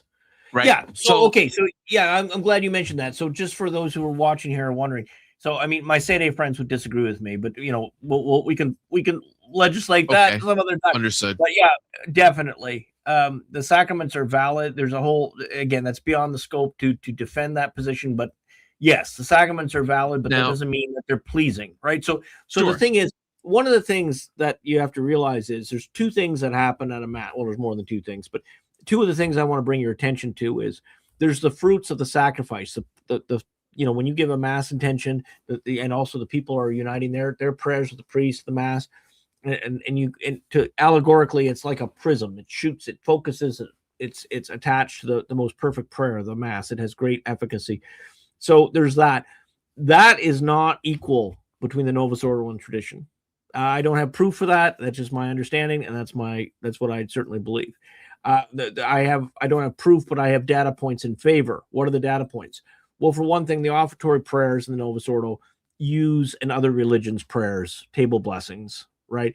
And that not the Catholic prayers that the saints gave us. So you can look that up. Don't take my word for it. You look it up. There's a very famous Novus Ordo bishop that I'm acquainted with, and I'm not going to get him in trouble by declaring that he and I talk, but a very famous Novus Ordo bishop that's his beef, that we're not even using Christian prayers at the offertory. So in the Novus Ordo. So that's a problem. And communion in the hand is sacrilegious. And I used to be, when I was a lay person in the Novus Ordo, I was I gave communion in the hand. That was one of the things I went to confession for. But I didn't know it was bad. But still, it's something. When you think about it, if you truly believe that God is present, why are you treating him like a cracker? You don't. That's our Lord of Lords, right? Right. Well, is there an argument? Okay. Is there an argument? Because like when Jesus did the Last Supper, he didn't put it on their tongue, right? Like he kind of not likely, but we don't know exactly. It's not recorded in Scripture the details of the supper. There have been people that have written about it. Scott Hahn has a book, The Fourth Cup, that's very interesting. One of the things that folks have to realize is Jesus did not celebrate a Seder meal. Okay, so you look right. That up. There's actually, I wrote it all. You want references and everything, you go to my Substack, bishopmeeklesubstack.com, and the link is in the description below. And what you do is you look for, just search for Pasch or type in Seder. There's a 3-part article, all the references, including lots from rabbis, okay, or a particular rabbi. So, no, Jesus did not. Our Lord Jesus never went to a Seder. And right. That's the most common thing. It's a burn my butt. All these people say, oh, I'm going to go. Sorry, Father, I'm not going to go to Holy Thursday Mass. I'm going to go to a Seder meal like our Lord Jesus did. And it's like, our Lord Jesus never went to a Seder. But see, people don't know. They don't know what they don't know. And this is my frustration with these lay podcasters and the Twitter lay people. They know a little bit and they read 1 or 2 books and then they start talking like they think they know stuff and they don't know the whole picture. And it's not their role. The 3 munera of the clergy are teaching, governance, and sanctification, and it's not a lay person's role to be on Twitter being a gatekeeper over the clergy that are trying to wrestle these big things. Like, no offense to them, but every lay person that's on YouTube should have in their description, I am subject to Bishop so and so, whoever that bishop is. Every single lay person who is on Catholic Twitter and speaking in the name of the church, and also YouTube, must probably under the pain of sin, put that bishop they're under. Yeah. So that and if they bishop, don't, maybe. if they don't, they are usurping their bishop's authority. Wow. Yeah, because this way the bishop can come in and say, I co-sign this, or like, I never said that, or, whatever, respond appropriately. There's a lot of Catholic podcasters, their bishops would never let them say what they say, but they just do whatever the heck they want. They just invent their own religion. I had one bearded idiot. Cardinal Zen called him Big Man Little Beard. What a great name for this podcaster. He got up on there. I'm not even going to mention his name. I'm scared that something might manifest in the room. But anyway, but he did this hit job on me one time. And it's like, dude, I don't even know who you are. We've never conversed even on Twitter. He never sent me an email or phoned me and, hey, Bishop Meikle, you make this claim, but I heard this. What do you say? He never even bothered hearing both sides. He just made stuff up and lied. and that's between him and God. But I wonder, okay, who's your? I should have really, but why bother? But I should say, which bishop are you under? Mister. Oh, uncharitable things get in my head. But anyway, no. But I mean, the thing is that seriously, that's probably how I should have handled it. I mean, you could sue him or whatever because he said untruths and things that he demonstrably knew was untrue when he said it, right? But I mean, I'm not one of these guys that's just going to sue all over the place. I don't think that's the way. It's Christian men should not be handling that kind of thing. But I'll just say, if you're going to say something about. Right. I mean, now sometimes people can be a personification of a certain way of thinking. And I understand if people want to use me as that, then that's fine, then whatever. But, because I do it as well. Like I was pretty hardcore Justin Trudeau, political figure up in Canada. But nobody personified a way of thinking. Now, if I met him in person, I would just say, hey, I'd be nice to him, but I'd just say, from your public record, I don't like you, but I mean, I wouldn't be mean to them. I would be, and again, even these people that attack me, I would be nice at first, but most of them, they stick their nose up in the air and they pat themselves on the back like a Pharisee, and they just think they're better than everybody else. Me, I'm just trying to get to heaven, and I want to help as many people get there. And I just don't think you can do so in the big churches in this era. So what about the church Jesus founded? The church Jesus founded was completely in alignment up at least until 1960, and probably you could even argue until 2013. But at somewhere between 1960 or 1958 and 2013, there was a defection. And you know how you prove it? You just go and you get a 1990s catechism of the Catholic Church, and you see how much they changed. And they can't even hold to their 1990s religion. They keep changing it. And you wait. They haven't even started yet, man. It's coming. All this stuff. And I get a kick out of all these people. Like, again, I'm not okay. When I'm making fun here, I'm not making fun of the good people that are going to Fraternity St. Peter, Institute of Christ the King, and all that kind of stuff. And they're saying, oh, well, or they go to the Eastern Rite. So, at least we can get a Reverend Mass. They are coming for you. All of you. All of you. You mark my words. The official motto of the Novus Ordo past 1960 is under the bus. They are coming for you. There is no safe haven. There's no safe haven at the Institute. There's no safe haven at Fraternity St. Peter. There's no safe haven in the Eastern Rites. They are coming for you. And you will have to face people like me in the Society of Pius X and say, oh, crap, I pinched the incense to Jupiter and I made fun of you for being outside of the tent when you were right all along. To which, hopefully, unless you get me without coffee, I'm going to say, welcome home, and not, I told you so. But I'll tell you, it'll be hard sometimes. Welcome to the party, pal. To quote the great John McClane. Like, if you're a parent and you're watching a kid do something stupid that you did, like you did the stupid thing when you were a teenager, and you know that it's going to cause them misery and grief, and you tell them, and they're like, yeah, dad, or yeah, uncle, yeah, granddad. And they do it anyway. And then it happens exactly like you knew it was going to. Like, you have a choice. You can say, I told you so, or you can try to be a learning thing. And, hopefully they build and trust to listen to you. Right. But this is my frustration. I've been dealing with the Novus Ordo machinery for decades. I've worked in chanceries. I've worked in many parishes. I know how the sausage is made, and I'll tell you right now, it's not pretty. It's not pretty. And unfortunately, you know what? I hope that some of you can prove me wrong, and I actually will be happy. I'll be happy. If you end up with a holy diocese and all these saints get made in your diocese, and, you're part of the restoration, then good. But that's not the telos that things are going for, Felix. That's not the track they're on. Not, so I don't know. You can't expect to take a farming tractor and drive fast, to Miami from Tampa Bay, right? Like, I mean, it's not going to happen. The tractor isn't built for it. It's the same way. The Novus Ordo is not built to make holy people. It's not built that way. It's built to give you comfort. It's built to give you affirmation. It's built to give you accommodation. It is not built to make saints. How many people is this going to drive to the orthodoxy? The situation. Very well said. That is the quote of the night. If we were to vote on it, I would throw my vote in for Felix. The fighting amongst traditionals. I used to say Francis and Leo, but we can add the trad infighting, has done more to create new Orthodox, especially among the young. The very people we need for the restoration are tired of the infighting and they're running to the Orthodox. Now it's a frying pan to fire. They don't know what they don't know. The Orthodox have their own issues, and there's also but they have their issues. And the other problem with the Orthodox is you've got that cultural layer. So different Orthodox, they're more right. So no, but I mean, if you're Ukrainian, let's say if you're Ukrainian, but you grew up in Miami and your friends are Cuban and Irish and everything else, and then the church goes nuts, and you say, you know what, I'm actually Ukrainian. I'm going to go start learning. I'm going to go to the Ukrainian church. I'm going to be Ukrainian. Do it. That's great. That's in your bloodline. It's in your heritage.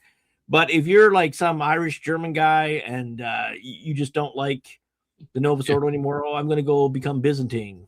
I'm Greek Orthodox now. Yeah, it's like Greek Orthodox. It's like, okay. I mean, listen, I don't know. I'm sure that I probably don't have any viewers from Tarpon Springs, but I love Greek food. Okay, so if anybody, if there's any Greek Orthodox, gyros.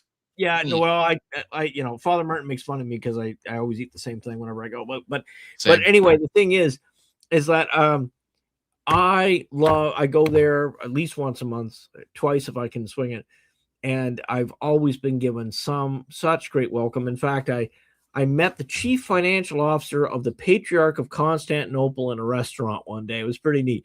And they're also respectful of traditional Catholicism, and they understand what we're trying to do. They understand what our fight is because they're looking at the self-demolition of Western Christianity. And of course they will grow a little bit and whatever, but you know what? We're stronger as a Christian people with a strong West and a strong East. And we let down our Greek friends when we never retook Constantinople. So hopefully that's something I will live to see remedied. So we're looking at the time at the thing is like, I don't know how you feel. Like, wouldn't it be better to go to an Orthodox or more reverent Orthodox liturgy than to go to a Novus Ordo blind trapeze mass? In terms of offense to God, I think that the Orthodox offend, don't offend God in their, I mean, the old disputes that we have, the people that are engaged, that go to Orthodox churches right now. Remember, these disputes are like 1,000 years old, right? So, I mean, you can't blame someone who was born Greek and goes to a Greek church. Oh, well, you don't go to you don't go to Latin Mass or something. I mean, that's kind of silly. So I think that's kind of what you're after, right? So actually, Felix, what I was trying to do is just take the comment down too when we're done on the comment. Sorry about that. I can do that. I've been trying to collect it, but I can't. But anyway, no, but sorry, I was a little distracted there. Yeah, no, I mean, if you have a choice between like a place with bongo drums and monkeys and stuff, and and there's a, the Orthodox are willing to take you, then I mean that's better than something that's totally irreverent. I mean, it gets harder to make a decision when it's a reverent Novus Ordo, which are becoming less and less possible. I would just say, guys, if you're baptized West, we need you to fight for the West. Okay, I mean, there's nothing. All these squabbles, like there are theological differences between the West and East right now. It used to be just an administrative thing. There are now some theological differences, but those theological differences are so small compared to a Pachamama or Fiducia Supplicans. So it's kind of something I can't tell anybody what to do there. If you're just asking my personal opinion, as a bishop, I'm going to say fight for the West, man. You got to find a Western church. But if you're just asking me as a fellow baptized, and let's just say I'm not a bishop, and then I would say, well, I wouldn't necessarily go the way you're going, but I understand why you're doing it. And in fact, that's what some people on the Novus Ordo side say to me. they say, you know what, most of my priest friends, it'll come as a surprise to some of you, but it won't when you think about it. I mean, I went to a seminary with 96 guys. I went to a Novus Ordo seminary and then learned tradition at night at the feet of traditional priests in the evening. So the thing is that most of my priest friends are Novus Ordo. I love these guys. I don't agree with them. We agree to disagree. Now, some of them they just politely ignore that I'm a bishop. And others they've embraced it. They, right. You know, I have friends that are, you know, high up in church governance. I have classmates that are bishops, classmates that are vicar generals.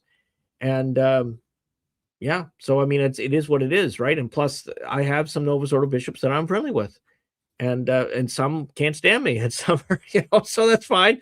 But the thing is, I'm not condemning them. What I'm saying is, if you're working for the good, then I'm not throwing you under the bus. I'm just saying, guys, it's getting harder and harder, right? Because at a certain point, and you all have to decide what your line is. But at a certain point, there's complicity too, right? Like there's a risk in anything you do. If you go with the Society of Pius X, there's a risk. You don't, when I say a risk, I mean, we don't want to offend God, right? So there's a risk we're offending God. There's like, oh my goodness, am I in trouble doing that? If I go with Mikkel, am I in trouble? But if I stay with Novus Ordo, am I in trouble? Because now that I know that so many things are bad, am I in trouble? And I would say, don't freak out. Let's take care of the basics, okay? Morning offering, evening examen, go to regular confession, okay? Morning offering, evening examen, regular confession, obviously Sunday Mass and holy days. You build up daily Mass if you can do it, if your work schedule allows. Holy Rosary every day if you can do it, all right? Even if you can do it in decades, even if you did a decade on your hands. Like the great thing about having 10 fingers is there's your decade. The thing is that they can't take that from you in prison even, right? Right. So, I mean, so here's the thing. You've got that when you want to work up to 30 minutes a day in mental prayer for a layperson, 30 minutes a day. You don't start at 30, you start at 5. Morning offering, 6 seconds. Evening examens, 5 to 10 minutes. You can talk to God then, but that 30 minutes, I want you to listen to God. Now, if you do that, he is going to tell you what to do. I can almost guarantee it. He will not leave you. He will not take you this far in your faith journey to throw you in a ditch. There's no need for any of you guys to be freaking out. All right. And I know some of you are. And the solution is no, we got to move to where Mikkel is. No, that's not the solution. The solution is that you pray and you do what you're told. And he will tell you. He won't, you know what? If you, oh God, can I win the lottery? Guess what? That kind of prayer doesn't get answered. But a prayer about your soul's health and that of your children and grandchildren, he answers those prayers. Okay. And so, you know, you gotta do that. So, Sanctus, first off, real quick, Father, Sanctus service, welcome. We will get to your comments, by the way. I just wanted to say welcome and thank you for that. It's your first time here, but yeah, Norm says, it seems to me that Augustine's idea of city of God versus city of man idea can be applied to what is going on in the church. Do you think this would be a worthwhile metaphor in this regard? So Norm, I will apologize here. I don't remember what I was working on, but something earlier today I was writing about this very thing. And this is my weird thing is my memory is kind of silly. It's very sharp in some ways and stupid in others. But I was actually using this now, not on this project, but yes, exactly. This is are we working towards the city of God or the city of man? And there's some overlap where those cities coexist and are good, right? Like I think of a Stoic, for example. Stoic is a secular moral person that doesn't share our understanding of deity or revelation, but they're good. They're people of goodwill, and they are people that the angels and the beginning of the Gospel of Matthew refer to. Glory to God in the highest, and on earth peace to all men of goodwill. So, you know, I hope to see Aristotle in heaven. Did he hear the gospel? No. But he didn't have the opportunity to. So he didn't reject the gospel. So I think, you know, God tends towards mercy where possible. And when I say where possible is he can't save us against our will. So you can reject the good. You can reject the true. You can reject the real. But we are all judged by what we do with what we've been given. And on earth, our baptismal responsibility or duty is what Norm was saying. You know, we have to work towards building the city of God, which ultimately only finds its fulfillment after we're dead. So it's kind of, but that doesn't mean we still don't work for its it's approximations on earth as well. That's a great point. Yeah. Mm. Father Hago says they're two separate religions. Literally, the church is in de facto schism at this point, and it's a chasm.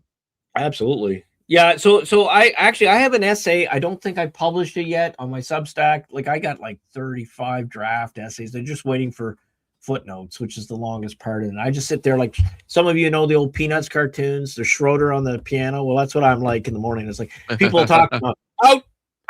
Nope, I'm working. Like I can't be interrupted, because if I lose my train of thought, it's gone.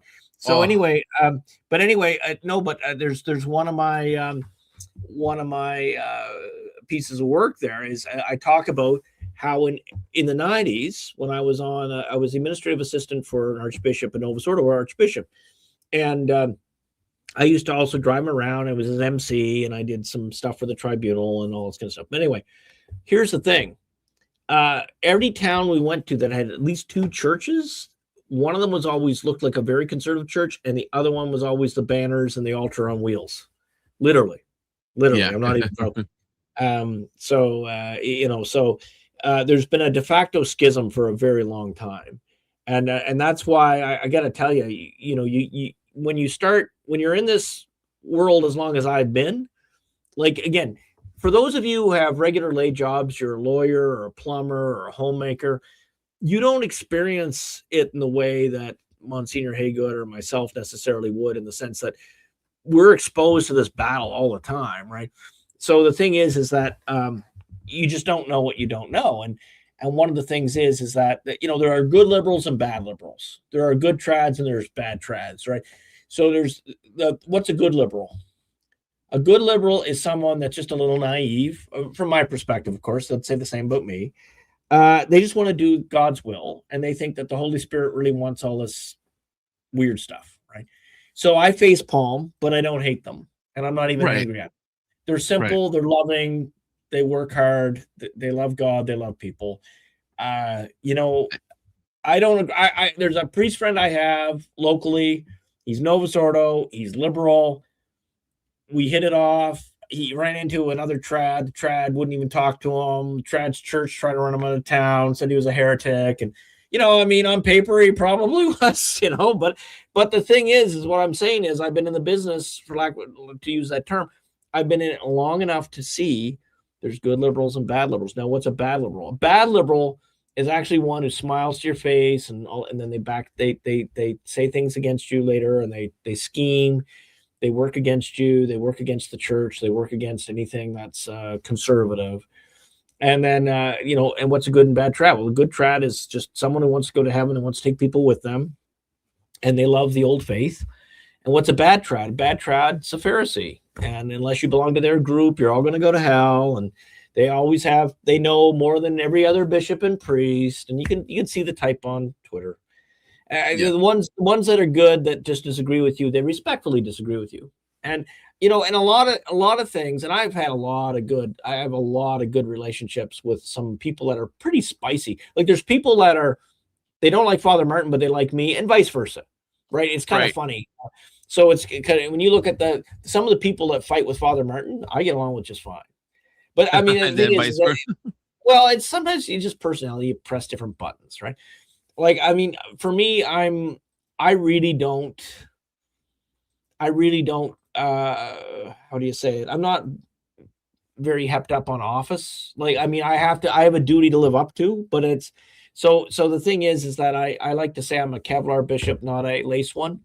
There's nothing wrong with lace and all that kind of stuff, but I'm just saying I'm, God brought me to this particular role in this time for purpose, I believe. And that, I'll be a dinosaur when the church is restored. I'll retire. I mean, as soon as we get a Catholic Peter and the Mass restored, at least protected, so that everybody forever in perpetuity will have the old faith again and the old Mass again. If they have to create a new rite or whatever they got to do, chances are the Holy Father will ask me to retire.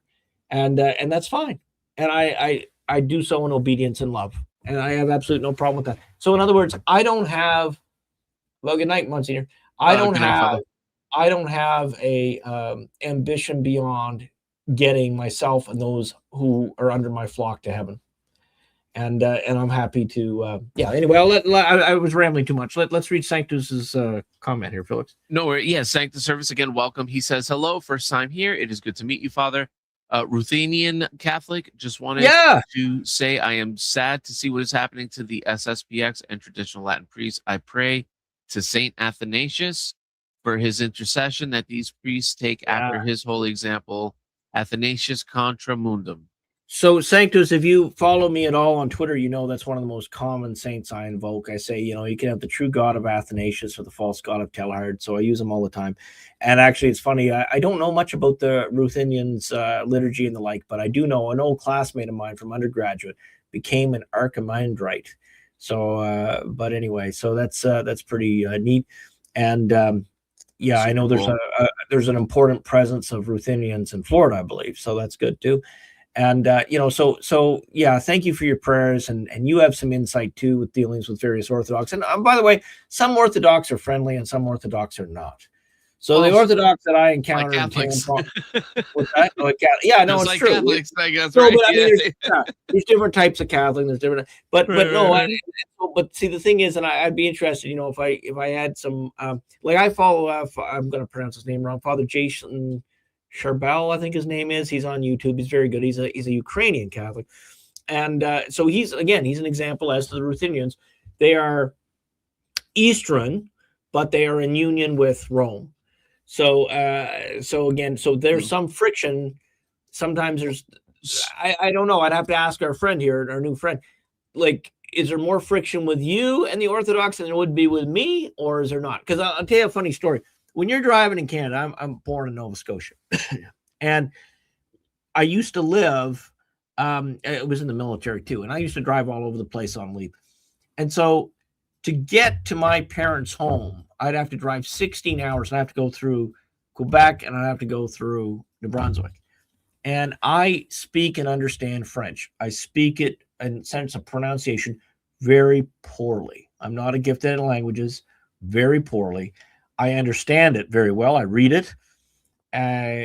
So the thing is that if someone is French and they know that I can communicate, but I just pronounce poorly, they can get their brain to work. Okay, he meant that, he meant that, he meant that.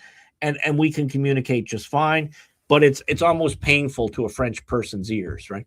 But anyway, I mentioned that because when you go through New Brunswick and you stop into a city like Edmundston and you speak French at the McDonald's there, they are complimented.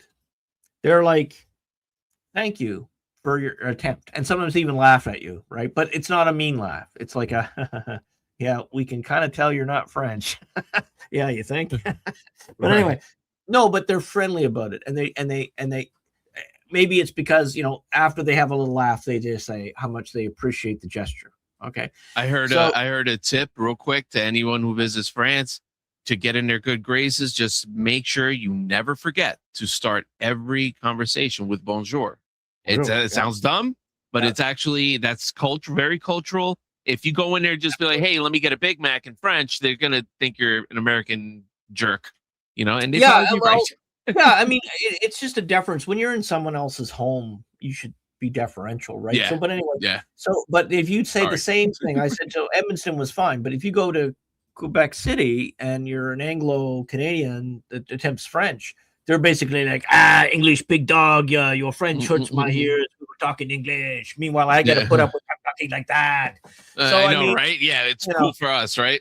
Right. So, but I mean, I got friends who are Quebecers, they're beautiful people, that's fine. It's not, I'm not making fun of Quebecers. I'm just saying, like, there's a different cultural default. All right. So I am curious. So Felix went to Quebec City and he tried to speak French, he would be accepted because they know he's not Canadian, and because they could tell from his accent, and they would say, "Oh, American respects us," whereas they view a Canadian-born person should know French completely fluently, or else they're not a very good Canadian. Actually, I hear this happen sometimes with people with Spanish last names who don't speak Spanish, so they get treated very poorly when they go to Mexico. But someone like me who tries, maybe would be treated like, well, he's silly English, Irish, Scottish guy. Maybe he'll, he made an effort. Whereas they see somebody with a Spanish last name, and if he doesn't speak Spanish, they're like, why didn't you speak the language of your ancestors? Right. It's like, it's funny because I'm Cuban and like I got really proficient in English, and I can speak English good. I can speak Are Spanish. you completely bilingual, Felix? Yeah, but Yeah, the thing is that English is my strong language. Okay. Spanish is my weaker language, but I can speak conversationally, not even nice. more than fluent. I can hold a conversation, but I lose words. I got a friend who's a priest friend who speaks fluent Italian, but he has a Spanish last name, and his Spanish isn't bad, but it's funny because his Italian is far better than his Spanish. Oh, and he gets a kick. Father LaFour and I sometimes we speak. You guys actually, is it this Wednesday? It might even be this Wednesday. We have Unspoken Issues. That's be tomorrow, and that's a little show that the three priests get together and we just talk about various things. And Father LaFour is a Cajun, and so he and I will speak French sometimes, and Father Martin's just like you guys. And Father LaFour's pronunciation is actually pretty good, and mine is not. But I can understand everything he says, so that's pretty neat. So we carried a whole evening in French one evening, I guess 2 months ago, and that's right. Father LaFour is going to be doing the show from the other coast. He didn't make it down this. He's not coming down this week. The Spirit Airlines closed up. See, so his cheap and easy way to come to the other side of Florida went. So hopefully they get. God was watching out for him by like, no, my son, you should not travel with this disgusting airline. Yeah. Well, I mean, so some of you guys know I'm a private pilot. I'm still fighting with the Canadians to get the license transferred to the FAA. Have fun, right? It is, yeah, exactly. Have fun. No, they're. I gotta say they're very nice and polite, but nothing's been moving on it. And but anyway, the thing is that when that happens, there's a friend of a friend who said that I might just be able to pay the fuel and borrow his aircraft. So if that's the case and I get current again, I'm just going to go pick up Father LaFour and take him back, and it'll be a little adventure for me, and it'll be a lot better. It's about an hour and a half in a small plane to go to see him, just the way the highways go and the traffic. It's about an hour and a half for me to go to see him, and it's about 5 hours to try a car each way. And that's where Norm is. Norm has his parish. So there you go, Norm. I don't know if you're still on with us, but if I can do that, then you're going to be able to see me once a month or every so. I'll fly over to see. So, Father, I do have a couple of final questions, I guess. Oh, good, yeah. But I think these are important. But first, Sanctus Service says I haven't had much interaction with the EO, as I stay generally away from Twitter as well. There are a lot of Ruthenians up in the Pennsylvania region, though I am from Virginia. Oh, that's cool. So Sanctus, what I'd be curious, I'm just curious culturally. This isn't like some big theological question. I'm just sort of curious, like, would Orthodox treat you nicely, or whether they would not, or like would the same Orthodox that treat me so nicely treat you the same way, or is it kind of that you're too close to them in the sense that I don't know. It's kind of interesting, right? Like sometimes groups, like, let's put it this way: Fraternity of St. Peter and St. Pius X, they're very hard on one another, like they were even when things were before excommunications, and it's because they were almost too close, So they were hard on each other, and culturally, and so it's just a curiosity. I'm always curious what groups get along with who, right? So it's right. That's why I asked. Which actually it's weird too, because there were like channels that I would kind of like sometimes listen to, and when this happened, and then I started hearing their takes, and I'm just like, yeah, when you see them, so I'm like, what the actual heck, Well, like, I mean, someone like Anthony Stein, like you gotta give like return to tradition. It's the only channel of a commentator. There's lots of good guys out there, okay?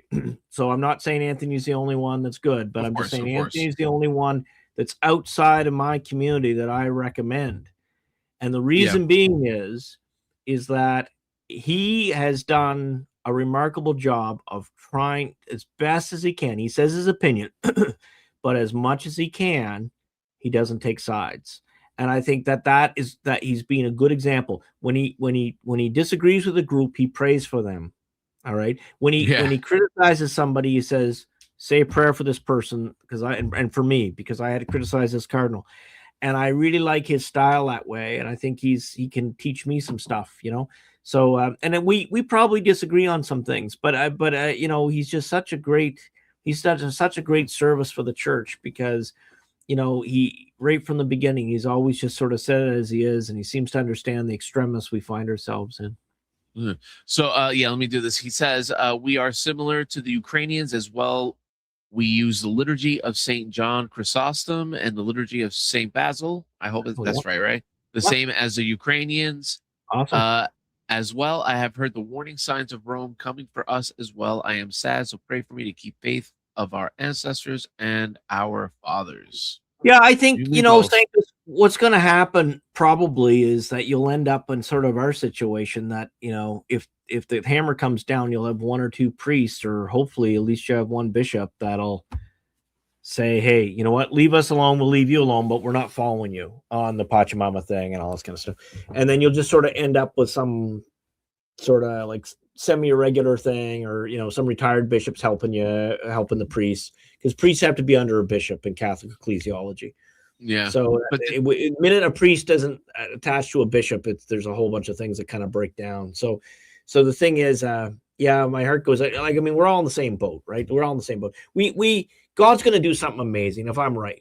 Like, I have a priest friend that says, "No, Bishop Meikle, that's too easy. God's going to he's going to let a dark age happen, and then the monasteries are going to help bring Christianity back." And I'll tell you why I disagree with him. And by the way, he might be right, and that's fine. I don't mind being wrong, like, especially if it has a happy ending. But here's what I think. I don't think it can work that way this time. I think that with the rise of AI and the rise of Islam, we don't have the luxury of a dark age that we're going to coast through, you know, 300 years of the odd vandal rampaging a village. We are going to, we either overcome the evils in this world, or we're going to be overrun. Look at poor Britain. Look at poor France. Look at poor Germany. Look at poor Spain. Look at poor Italy. Look at Dearborn, Michigan. Look at Epic, Texas. They said, no, we're not giving you permits. They just do it anyway. Look at this. Right? So, I mean, we have to decide. We will prevail if our people turn back to God. If all the baptized turn back to God, God will bless us, man.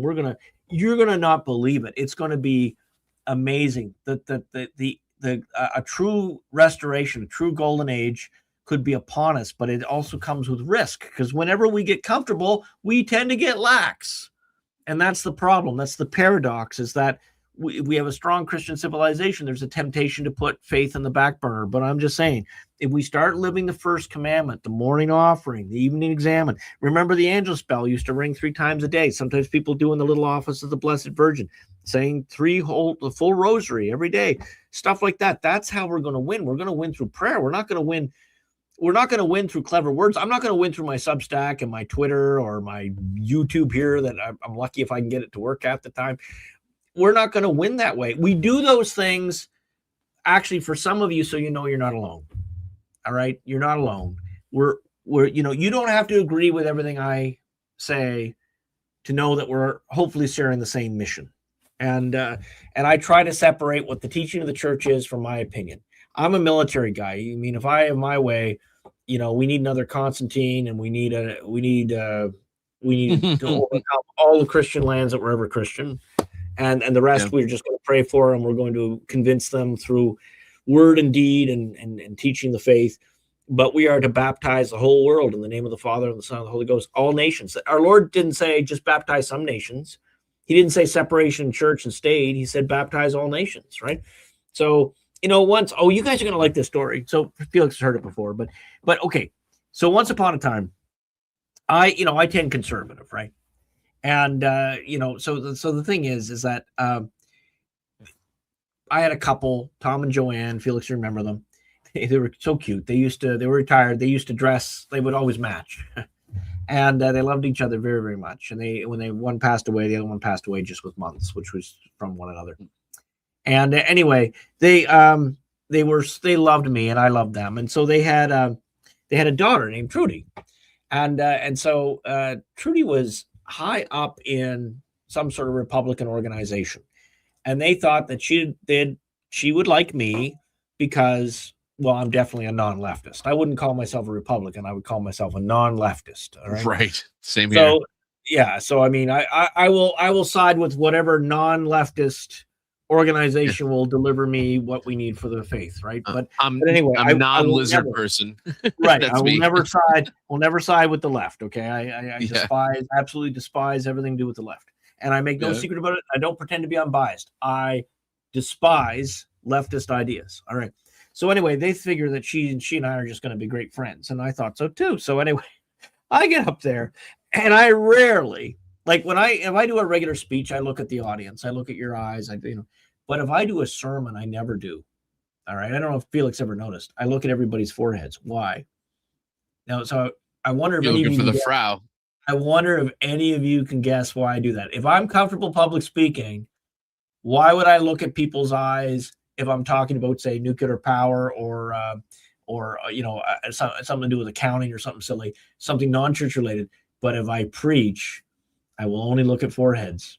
Well, I'll tell you why. Because I'm scared. Because what happens is I write a sermon and I never preach it. Everybody gets the first paragraph and then I just go off in a rabbit hole and off I go, right? And then what gets written ends up a Substack. So it's not wasted, but it's not preached. So anyway, I get up there and if I get going, I'm scared. Like let's say, I don't know, Felix has a problem with sloth. I'm picking on poor Felix. Let's say Felix's great sin is sloth. And instead of going to work, I know he went to the new theater and he got himself a big tub of popcorn and all that kind of stuff. And I'm using this as an example. And just as I'm using an example, my eyes set on Felix. Right. And the whole church is going to look at Felix. And then I'm going to be, it's like, Father, how could you? Or even worse, what if that person said something in a confessional and you happen to look at them and preach about it, right? So no. I look at foreheads. I don't look at anybody's eyes. Wow. I didn't even think of that. Yeah, if you look at that. But if you watch, like when I was at the gala, I'm looking at everybody's eyes. But and speaking of which, so if you, I should do a little overlay for this too, but the Procedamus Gala, www.procedamus.com. If you want to meet me and Father Martin in person and probably Felix this year, if we can get him to come out. We're gonna do that next February, and the details are on the website. And there's early bird ticket pricing, so I'm gonna make up a little ad for us at some point to do that. But anyway, back to my story. So this Trudy lady, who was nice, beautiful, wonderful person, and I'm not mean anything bad to her. My luck, she'll watch this. Like, I haven't heard about that Michael guy in ages. Now the one time I watched the show, he's talking about me. But anyway, I'm there preaching, and my eyes happen to gaze down, and I see poor Tom and Joanne look like someone shot their dog, and Trudy like this. Uh-oh. Yeah. Which is never a good sign when you're preaching, right? Yeah. Well, you know what? I kind of take pride in the fact that real liberals, they always get up and walk out. So I know, there we go. Because they feel entitled. Ourselves both time and effort. But anyway, no, but I didn't expect someone who was conservative to be mad at me. And I was like, what did I say to get her going, right? So anyway, that's fine. So I don't say anything. I don't call attention to it. And a week or two goes by, and Tom and Joanne come up to me and they say, Father, and they were all sheepish, like they were embarrassed about something. And I said, what's going on? I said, we just want to apologize, but Trudy's making us talk to you about something. Oh, I was thinking, oh, good, I'm going to find out what I did, right? So she says, they said to me, they said, yes. They said, you have to learn something about separation of church and state. I obviously use some sort of political example, probably like pro-life. Oh, of course. Yeah. And so even though she was conservative, she believed in a very strict that you can't mix those worlds. And you know what I said to her? That. Yep. And there's a lot of Americans that feel that way, okay? But here's what I said. I said, separation of church and state, is that a man-made law or a God-made law? Right. And they said, man-made law? I said, right. Which one do you want your pastor to follow? Mic drop, walk away. Yeah. Right. Can we bring back a Christian monarchy again with a believing king, with the true Christian believing king? Remember the empire followed the republic, not the other way around. People forget that. Yeah. But anyway, no, I mean, it depends. I mean, obviously you don't want an evil emperor, but if you get a good one, and the thing is, there has to be some protection for the ordinary person against a true tyrant. But That's true. This business of these two sides always fighting and nothing ever getting done, and the only thing that happens is money gets wasted. That's got to stop. I mean, the money that's wasted in the fight. Yeah. Sorry. Oh, go ahead. There was a new comment you said. This is the last one, and then I wanted to ask you this too. So anyway, to my understanding, the Eastern Orthodox view us as sellouts. I am about this as part of my ancestry are Eastern Orthodox. So I wish and pray the whole of the East comes back so that my family, the whole family of Christ, are one. But that's absolutely. But would it come back to what? Well, yeah, I know. I guess thank goodness Felix and I are doing good cop, bad cop unintentionally tonight. But I mean, this isn't against you, Sanctus. Just to be clear, I understand the prayer 100%. No. Well, I mean, I think there's some hope, Felix. But it's going to take divine intervention. Yeah, like you're not voting. You know how they say you can't vote your way out of communism if a country embraces it. Yeah, you can't vote your way. You can't. We need a miracle. You can't conclave your way to a holy pope that'll restore everything. All right. No. That's done. The conclave is completely made of liberals and people that only simulate conservatism. Even, I'll tell you what, I'm not going to mention this guy's name. If you want to know who, you can just read my Twitter the last couple of days because I know I got people mad. But here's the thing. Yeah. There is a famous cardinal who says the Latin Mass that canonically recognized trans. So in other words, he's okay with when he was the head of a department that looked into this. Basically, you've got it was so weird. I had one of my monks that was being mocked by a local bishop, calling him a fake monk. But meanwhile, two of his colleagues had trans, one woman with a beard and the other one with and they're not. Like, right? You're gonna call my guy. Because the thing is, at least with ordination, you can have a debate. Okay, well, what's your succession? What's your there's a process, right? But with like religious, there's no ordination per se, right? Like it's a promise, it's a public promise. So how can you be fake for making promises, right? You can't. You can say that you're not regular, you can say that you're not in our fold, but you can't say someone's a fake brother or sister, right? Like if they made public promises, or vows. So it's this kind of stuff. And people don't know what they don't know, right? Like there's a lot of people on Twitter and YouTube, and they don't know what they don't know. And, you got to weigh, is it worth my effort of trying to explain to them, or are they just going to think I'm just trying to be difficult? But I mean, if you guys want a rabbit hole, like on holy orders, okay, look into this. The difference between the Cyprian and the Augustinian view of holy orders. Okay. That's a very important thing for you to consider right now, because the West was always leans towards the Augustinian, and the East typically lean towards the Cypriot, and the West is kind of leaning towards Cyprian now. So that's kind of interesting, and you see it in the pattern of laicization. They just laicize priests they disagree with now. There's no tribunal. They just take away your collar and kick you out. They don't even give you a cent. I had a priest friend of mine. He was a Jesuit. They kicked him out. They didn't give him a cent. And I mean, it's supposed to be like a marriage, right? When you enter religious life, like the church itself would condemn any, rich party, like whether it's husband or wife. If one of them is rich and the other one is poor, and they get divorced and they kick the other one out, if that person didn't provide for them, that would be that. Everybody would be getting upset. Well, then why are you not upset at people getting thrown out of diocese and religious community without a living wage when they married you and you decided you didn't like them because they want to have the faith of their ancestors? Listen, it's one thing if someone was an embezzler or they were fooling around and the church wants to get rid of them and say, we're not paying you for that. You're a turkey. You'd betrayed us. That you can at least make an argument, or at least, they should help with some sort of transition. But the thing is, you have no excuse to be kicking people out of religious life or the diocese and not providing for their full livelihood. And I mean full livelihood. I'm not talking about just a little spending allowance. You got to realize that priests and religious are compensated mostly with the roof over their head and their gas allowance and stuff like that. They're not compensating their salary. So the thing is, if you kick them out, then they're destitute. And Bishop Strickland lives with his sister. Bishop Torres, kicked out of Puerto Rico, lives with his parents. I don't think they give those poor guys a cent. So where's the social justice in that? No, they'll go on about recycling and borders and migration and all this kind of stuff, but they won't even pay the They won't even pay the people what they're owed. And what does the church itself teach about those who defraud the worker their wages? Right? Right. Exactly. So you know what? Listen, Pius X has nothing to worry about compared to most Novus Ordo bishops. They have nothing to worry about. Bishop Baker, when the McCarrick hearings happened, Bishop Baker up in Alabama, when I heard what he said, I immediately said, I got to find out who this guy is. I want to meet him. And Bishop Baker from Alabama got up, and it's like a school board meeting. Everybody gets so many minutes on the microphone. So he gets up and he says, I've been sitting here listening to you guys for 3 days. I haven't heard the name of our Lord Jesus once. Do you think we might fit it in somewhere? And I was like, whoa, I got to meet this guy. And then I found out he was going to retire in 3 months. And I thought, they all get brave just near retirement.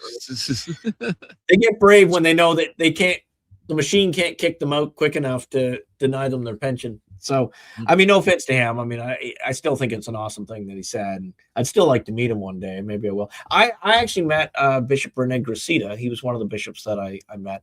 And he was a fascinating guy, but that's a story for another time. He lived about age 102. I had a whole day with him once. So that was neat. Yeah. So we all done on the comments? Yes, but I did have one final question. Oh, sure. Yeah. What is actually I had two, but as far as like, where is our standing? Like, are we next on the chopping block or what? Okay, no. So it's a very good question. So we are weird, right? So like our friend Sanctus there, I mean, a lot of people haven't heard of Ruthenians, right? So they're kind of small compared to the grand scheme of things. Well, we're even smaller, right? So we're I mean, like trads tend to be a little loud on Twitter and YouTube and stuff. So, you know, but the thing is, where we come from, here's our story, and then there'll be disputes or whatever, right? But we'll hear our story. So the abbreviated version is, in 1145, a pope named Eugene III gave a portion of the Western Church what they call sui iuris status, means self-governing. And that portion of the church was left alone. It appointed its own bishops. It was sort of like its own little patriarchy of sorts, or its little sub-right, and it was left alone. And it even provided Holy Mother Church a pope, Adrian VI.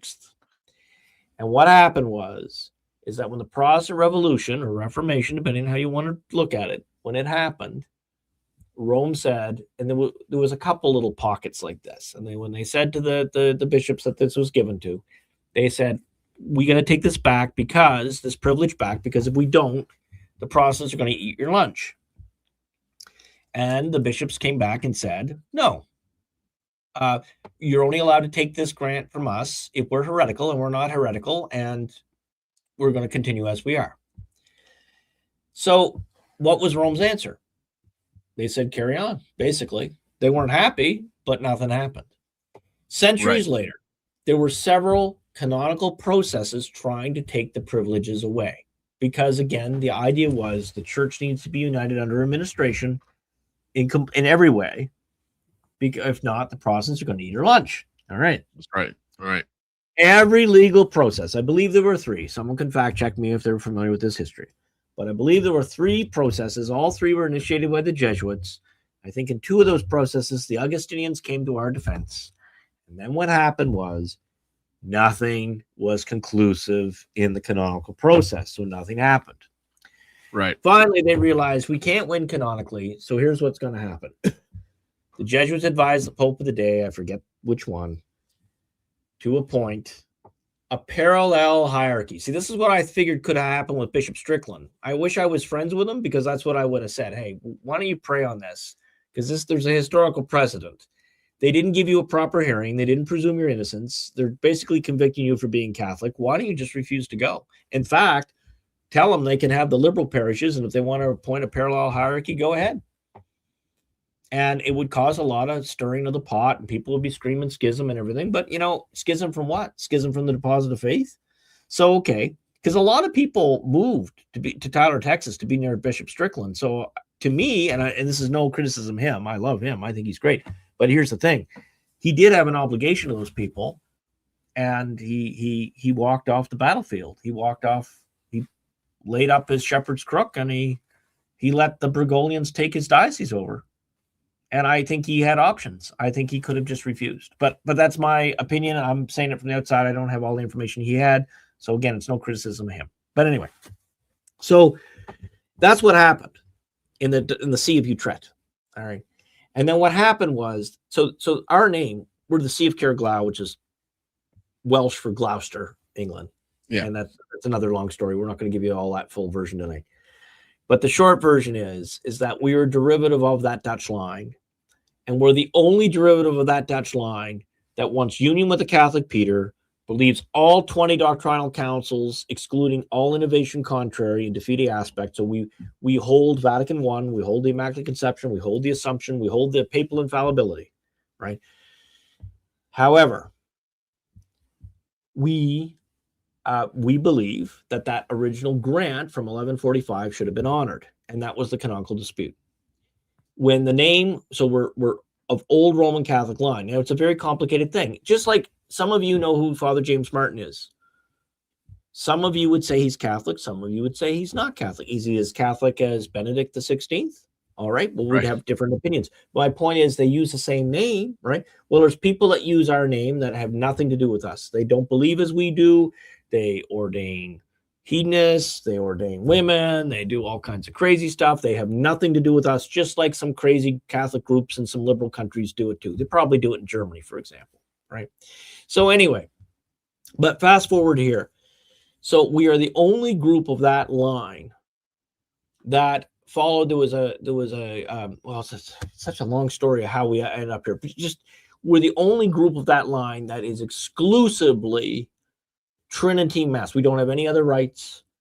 We don't have any other, just the 20 doctrinal councils. There are other groups like Monsignors and Haygood and Bishop Raphael down in Dallas that we're friendly with. I'm friendly with some Sede bishops, but we don't worry about great proclamations of incommunion or stuff like that because we don't have control over one another. That we're not under one hierarchy. So basically, I extend an olive branch. I've dealt in positive manners with a number of Sede groups. Again, we agree to disagree. I even helped, through one of my priests, we were offered one free accommodation and use of a chapel until they get their chapel sorted and that kind of thing. So we just want to advance tradition. We've had very positive relationship with Pius X. We have individual friendships in some of the other traditional groups, and individual friendships who are clergy in the Novus Ordo, but not formal, stuff. So anyway, the thing is, okay, so how does it work with us? Right. So we hold this Sui Juris claim, and even if we turn out to lose it, then we still have the claim of in extremis that we're one of the groups that are holding the ancient faith, the pre-1960 faith. In the 1950s, we were in the process of regularizing. There was a break. It's a complicated but fun story in a way, or fun in a funny way. But why the years from 1900 to 1950. But in 1950, the solution was, hey, all these old legal battles, no one cares. The lay people don't care. The priests don't care. The bishops don't care. Why don't we just wrap it up? So we had 80 parishes and a whole bunch of lay people. And what we did is that we closed our seminary up in Illinois, and we were all winding down. And then Vatican II happened. And when Vatican II happened, one of the bishops said, we have to keep the faith. We have to keep the succession. We have to keep the old faith. So we can't close anymore. So then we restarted our seminary and we restarted ordaining again. So that's why there's a gap. There's some age gaps in our clergy and our history and that kind of thing. And we're really just trying to rebuild right now where we are, because my predecessor, he died at 92 and he died with his boots on, and a real legend. He was a bishop since 1973 or something like that. And a priest since the late 60s. And so, he was a very good pastor, but we're trying to deal with a lot of the administrative stuff and whatever, catching up, seminary formation and all this business. And we have a charter. I think it's still active. I'm going to have to ask our fellows to handle that, but we have a charter with the state of Florida to grant ecclesial degrees and that kind of thing. But we're a small group. So anyway, all this to say is, our goal is union with Rome under a Catholic Peter. And but we must insist that the Roman rite is restored, and that's kind of where we are. And if there was, see, Benedict, we were actually I forgot to mention this. We were actually in the process of union under Benedict, so getting ourselves regularized. So what happened is that when Francis came along, there was just no point. But the way Benedict was looking at it, looked like he was going to let old rite and new rite sort of coexist and let the Holy Ghost go where he was. And so our argument would have been, okay, can we maintain a prelature of some form? Because Benedict had that, John Paul II had personal prelatures, something sort of like the ordinariate. We were looking at something like that, or hoping to. And the other option was that we would be under the protection or the guidance of a diocesan bishop that would be picked by Rome. So that was another option that was floated. And in the process, when Francis came, we just said, well, we can't follow Francis. I mean, it was just too crazy, So we were done. And then, so now we just want what the faith of our grandparents, that's all. And the same. So in that sense, we're very much like Pius X, but we're probably a little bit more friendly to the Sede Vacanus than Pius X is.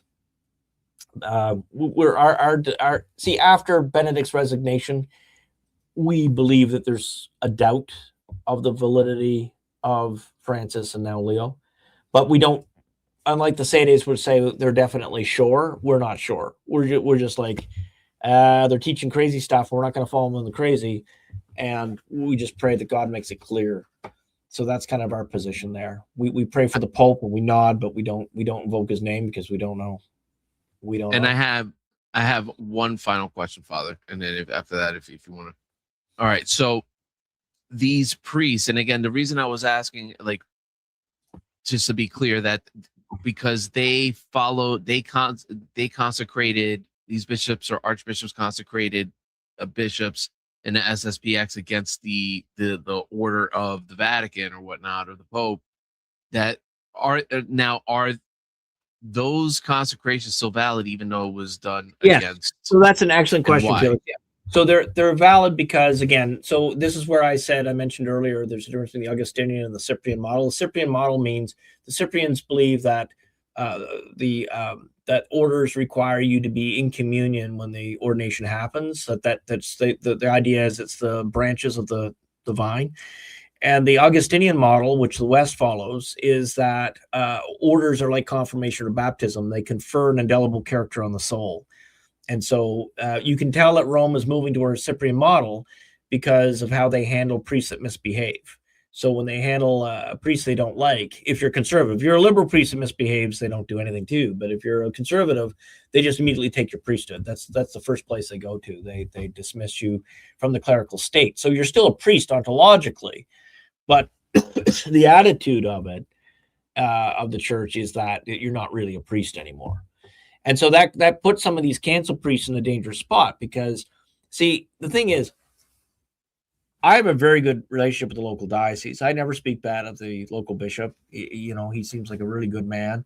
His chancellor is really smart and fair, and I think he's good. And we agree to disagree, and I have no problem with that. And actually, he's not the only diocese I've dealt with. And again, the priests, I've dealt with judicial vicars. I've dealt with other bishops. I vested alongside a Novus Ordo Archbishop for an event. We try to keep as good relationships as possible, but we agree to disagree because obviously we have some differences. And so the thing is that they don't treat us the way they do the SSPX. This is kind of weird. We're almost treated like we're Ukrainian or Orthodox. They understand that we have a hierarchy. We have bishops with valid succession and a history that goes centuries. All right. Similar to the Orthodox, similar to the Ukrainians, similar to the Ruthenians, right? Except, and we say, when we say we're uniate, what we mean is we desire to be in union, right? We don't desire to be outside the gate, but we find ourselves that way because we can't go where they want us to go, right? Doctrinally. So, okay, like fiducia supplicant, we can't do that. Come on, guys, that's not Catholic. We can't. John chapter 1 prohibits us from accepting parts of Vatican II. Just read the prologue of John, right? So we've got some differences that it's just not going to settle. the best thing you could, if they wanted to declare Vatican II just like a pastoral guidance and then just go back to roll it back to Vatican I, yeah, we could join tomorrow. And if they said, no, you guys are going to be your own right and we'll never mess with you're going to use the Roman rite, you're going to, hey, we'd be in union tomorrow. But we just don't trust them. Like, and I guess they wouldn't trust us either. But anyway, as far as respect, they treat us relatively well. The only I've had two issues. I had one SSPX guy in Connecticut that has never met me, and he was messing around with one of my parishioners that went on retreat up there. And I've had one institute priest run around saying I'm a fake bishop or something, and that it's just ignorance. It's just ignorance. It's like he doesn't have to like me, but come on, man, just say I'm by your definition I'm schismatic. That's a fair thing, but I've got a protocol number from Rome that they accept our orders and all this kind of stuff. So I don't, it's one of these things. But anyway, that's where he's at. So it's funny, a liberal priest or a conservative priest that sort of understands the common struggle. They're supportive of us, but some of these guys view us as competition, I guess, and they're kind of again, to your face, they're also nice. That's what I get mad at. If you're gonna be mean or you're gonna be crappy, then say it to my face, you little weasel. And I hope the little weasel watches this. You guys can clip this out. You know who I'm talking about, probably. But anyway, and if he thinks it doesn't get back to me, well, he's got another thought. But God sorts these things out. And what I think is funny is by doing so, he actually speaks against his own church's policies and his own bishop. Because his own bishop has been respectful to me and I've been respectful to him. And we agree to disagree. So, Felix, what it boils down to is we are considered an ecclesial entity. If you look at the document on the Vatican website, www.vatican.va, and you go to Dominus Jesus, spelled with an I, and you look at number 17, and it tells you that every church with a valid succession. And remember, they're referring to that you have a bishop, you have an ecclesial structure, which we do. Yeah, is part of the one true Church of Jesus Christ. That's on the Vatican website. So when they go on, they're judging SSPX. See, where SSPX has a problem is they were invoking the local. Like, I'm not crapping on them, guys. They're solving a problem. They just did it differently than we did.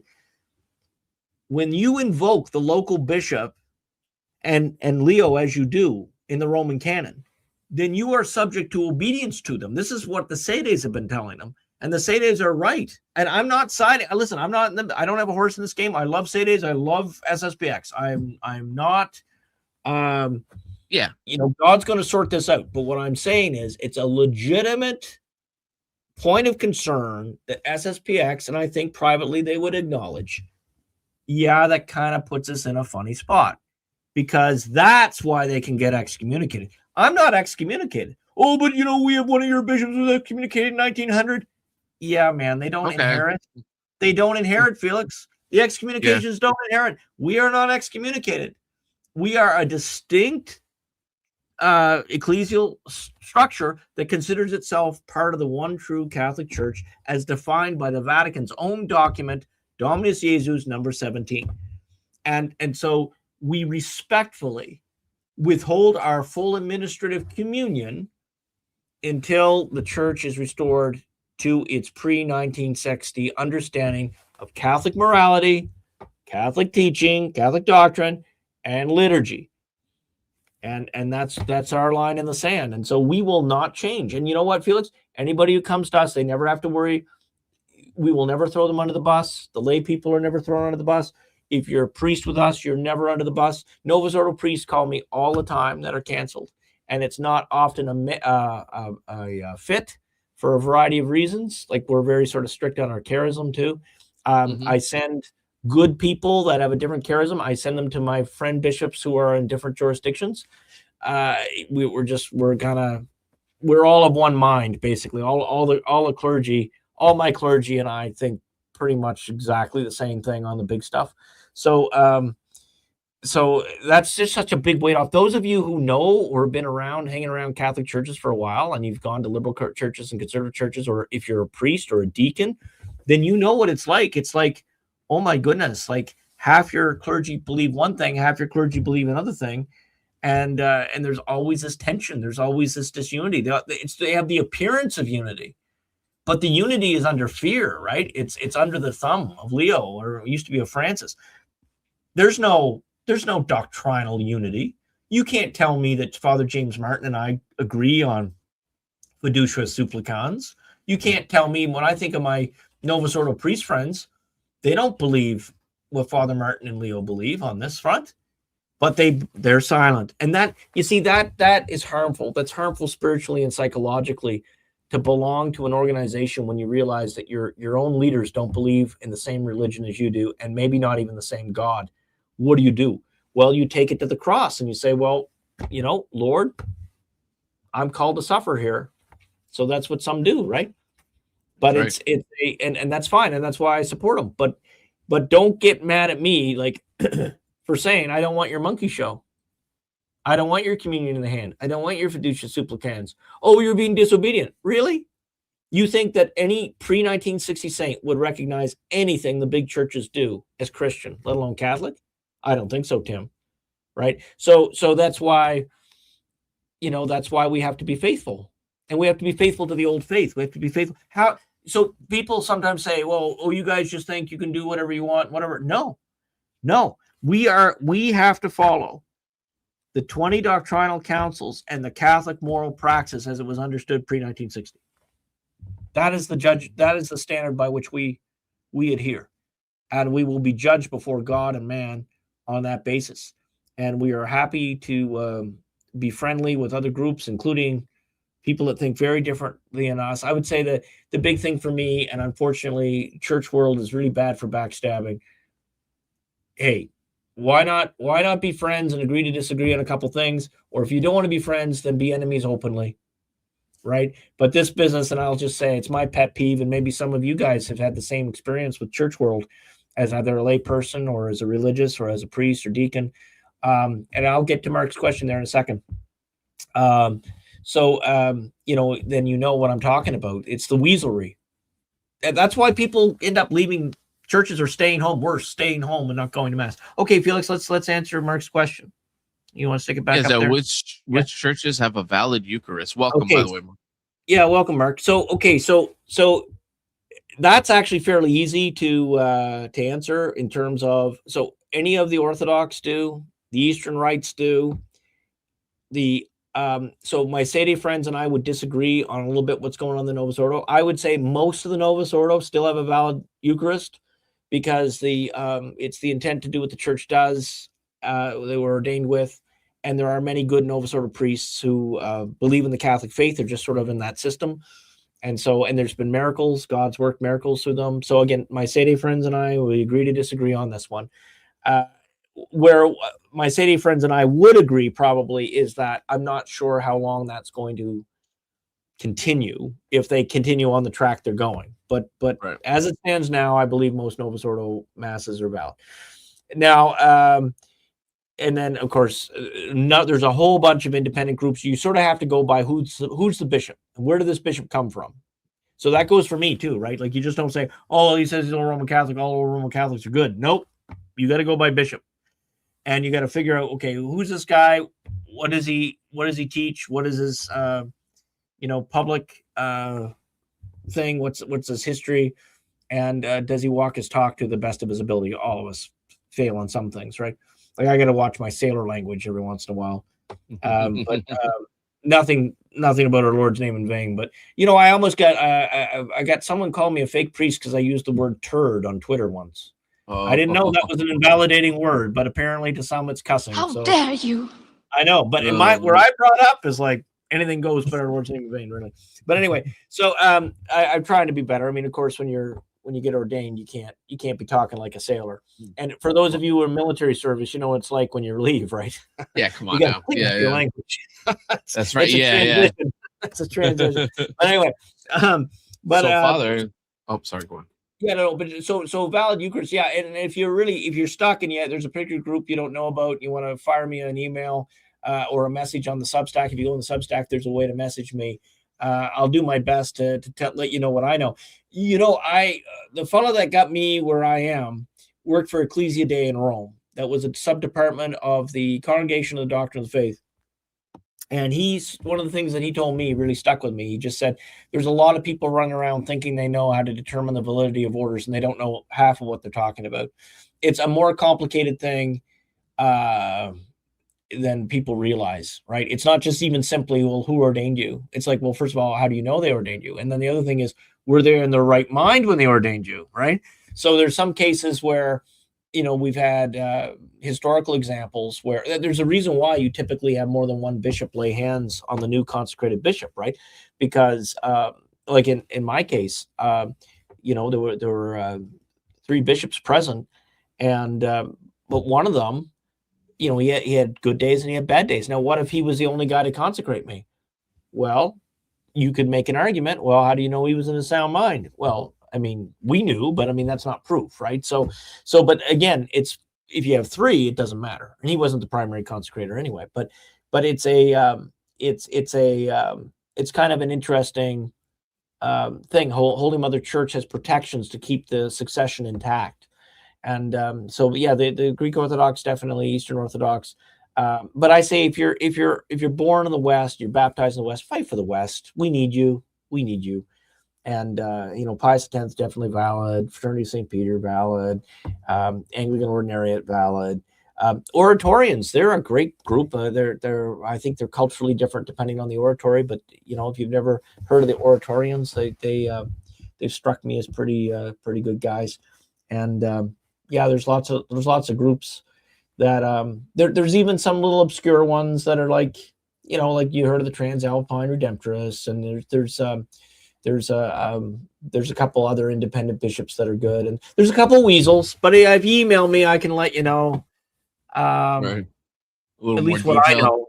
And I won't pretend, like, I'm not going to tell you, well, definitely I'll just tell you what I've heard and my understanding. And you got to check everybody out. That goes for me too, or so. And also be aware that people say bad things about one another that aren't true too. So, but you can bring that up. You can say, hey, like I think the funniest thing I had, you're gonna love this. Someone on Twitter said I had 4 wives and I was a secret Orthodox. Wow. So I'm like, well, I hope that the wives are all like doctors and stuff, because we need the building needs to be repaired. and then I said, I can't be a secret Orthodox. I can't grow a decent beard, and I only own one icon. Yeah, right. But I mean, the weird stuff, like if they're gonna say stuff like that about you, this is good, right? Like, I mean, they could say other stuff that had some partial truth to it that could be really harmful, but God kind of protects you. And then I'm at my age, like, I'm just curious for as long as what it is. I don't have any ambition other than, like I say, 2,000 YouTube followers and 200 real fans, and just to do a good job for the flock that's entrusted to me. Yeah. Sanctus Service says turd. Really? If a priest saying turd is scandalous, I wonder what this person's reaction would be to St. Polycarp calling Marcion the firstborn of Satan. Sanctus. See, I love having well-read people here, so I'm so glad you're here with us. That's really cool. Sanctus brings up Marcion. So I got to tell you guys, all major heresies come from bishops, right? So if I have too many Guinness, you just will get Felix to shut me off and tell me to go home. No, I'm just joking. But Marcion is a great guy to bring up, because so Polycarp was a disciple of St. John, of course. And one of the things you can do if you're evangelizing your non-denominational friends or introducing them to apostolic Christianity, one of the things you can remind them is that the disciples had disciples. So Polycarp's a good example of that, and some of his writings exist. And then the Marcion, it was one of the earliest heresies, if not the earliest. It's like, I don't know, it's like 105 or something. You can fact check me there, Sanctus, if I'm off. But it was one of the earliest heresies. And Marcion believed, see, all these old heresies are coming back. Arianism and Marcionism are back, folks. Marcionism says that the Old Testament God and the New Testament God are the same. So, for example, if you want to sort of play, like, I like to stir the pot. I know that's going to come as a big surprise to all of you. I mean nothing by it. For me, it's not disagreement that is our biggest threat. It's the numbness. Okay. So I like to wake people up. So one of the things I do with people that are kind of leading a little liberal or whatever is I just, they go, oh, I believe, I'll go on about like Alphonsus, the fewness of the saved, and then I'll get someone and they give me stew face, like Francis used to do, right? And they give me stew face and they say, well, I believe in a loving God. And I'll just stir the pot and I say, well, I believe in buttered toast. And then I get them kind of growly because they're like, what do you mean by that? And I'm just saying, well, I believe in a loving God too. But the way you said it, you're like implying that I do not. And a loving God tells you the truth, and the truth is the saved are few. So why wouldn't you want that? Well, I don't, and they would fight. And but the thing is that one of the things I'll say to them is here's some spiritual homework for you. I want you to go back home and I want you to read the book of Joshua. It's not that long. And then you come back and tell me about your loving God, how you understand it. Right. And it breaks their brain. It breaks their brain. Yeah. I was going to give you a hot take, and well, at least you let me know if it, but go ahead. Kind of revisiting some of these Old Testament stories, like, and then comparing it to today and like sin and justice and things like this. And if anything, and I think someone else kind of said this point, but or at least this phrase that God was probably more loving in the Old Testament than in the New Testament in certain degrees. And the justice carried out on like the Amalekites who were like throwing babies in furnaces and stuff like that. That sort of justice is love. Like, I know that sounds, maybe that's, I don't know, maybe that's a weird circle to squares or whatever, but that's love for that type of justice is love for victims. So you know what I mean? Anybody who follows me on Twitter knows one of the frequent things I say is I bless millstones, and some of you get that right. That's right. And as an old sailor, I can also drive the boat and do everything that's required for that. Just give me a state sanction to do it, and away we go. For certain things, like there's certain think about it. The good thief hanging on the cross right next to our Lord Jesus, and the other guy's mocking him. And our Lord and the good thief shuts this guy up. And you know what he says? Do you remember what he says? He says, "We deserve this." Can you imagine some entitled Marxist saying that today? Yeah. The good thief hanging on the cross. I deserve this. I deserve death. And he was just stealing. And he says, I deserve death. He didn't say, oh God, if you love me, you'd take me off this cross. Oh God, if you love me, you would never let the police catch me. Please give me another chance. Right. I deserve another chance. I deserve. That's not what happened. Jesus, remember me when you come into your kingdom. This day you will be with me in paradise. Isn't that beautiful? Yeah. See, that's the way to heaven, folks. The way to heaven is not through entitlement. The way to heaven is really the first commandment. You can't understand our Lord Jesus without John the Baptist. And, this is one of these things you level up in faith. And one of the things you guys, some of you watching this, go to Novus Ordo. Some of you watching this, go to traditional liturgies. One of the things you notice, if you've gone to both, if you look into it at all, is John the Baptist figures prominently in traditional liturgy, right? And there's a reason for that. They deleted him. But John the Baptist's singular focus on first commandment, right? Prepare ye the way of the Lord. John the Baptist loved what God loved and hated what God hated. And invariably, I got liberals running the garments.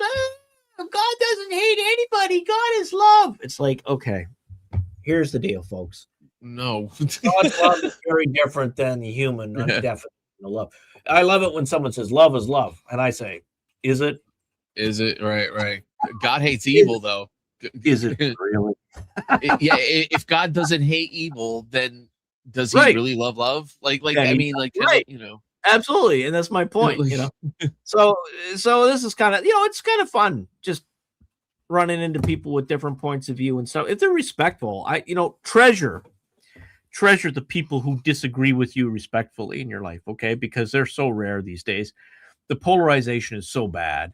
And the problem is, if you don't have a couple friends who disagree with you a little bit, you're going to end up drinking your own bathwater. And that's going to drive you more crazy than having people making fun of you. So you want, and it's also, it helps aid in inappropriate pride. So, I mean, that's kind of what I'm getting at, folks. Is like, it's okay. Like, some of you watching this are not SSPX fans. It's okay not to be a fan of the SSPX, but don't pile on. Don't pile on them, okay? Because there are people that want to be saints that are with them.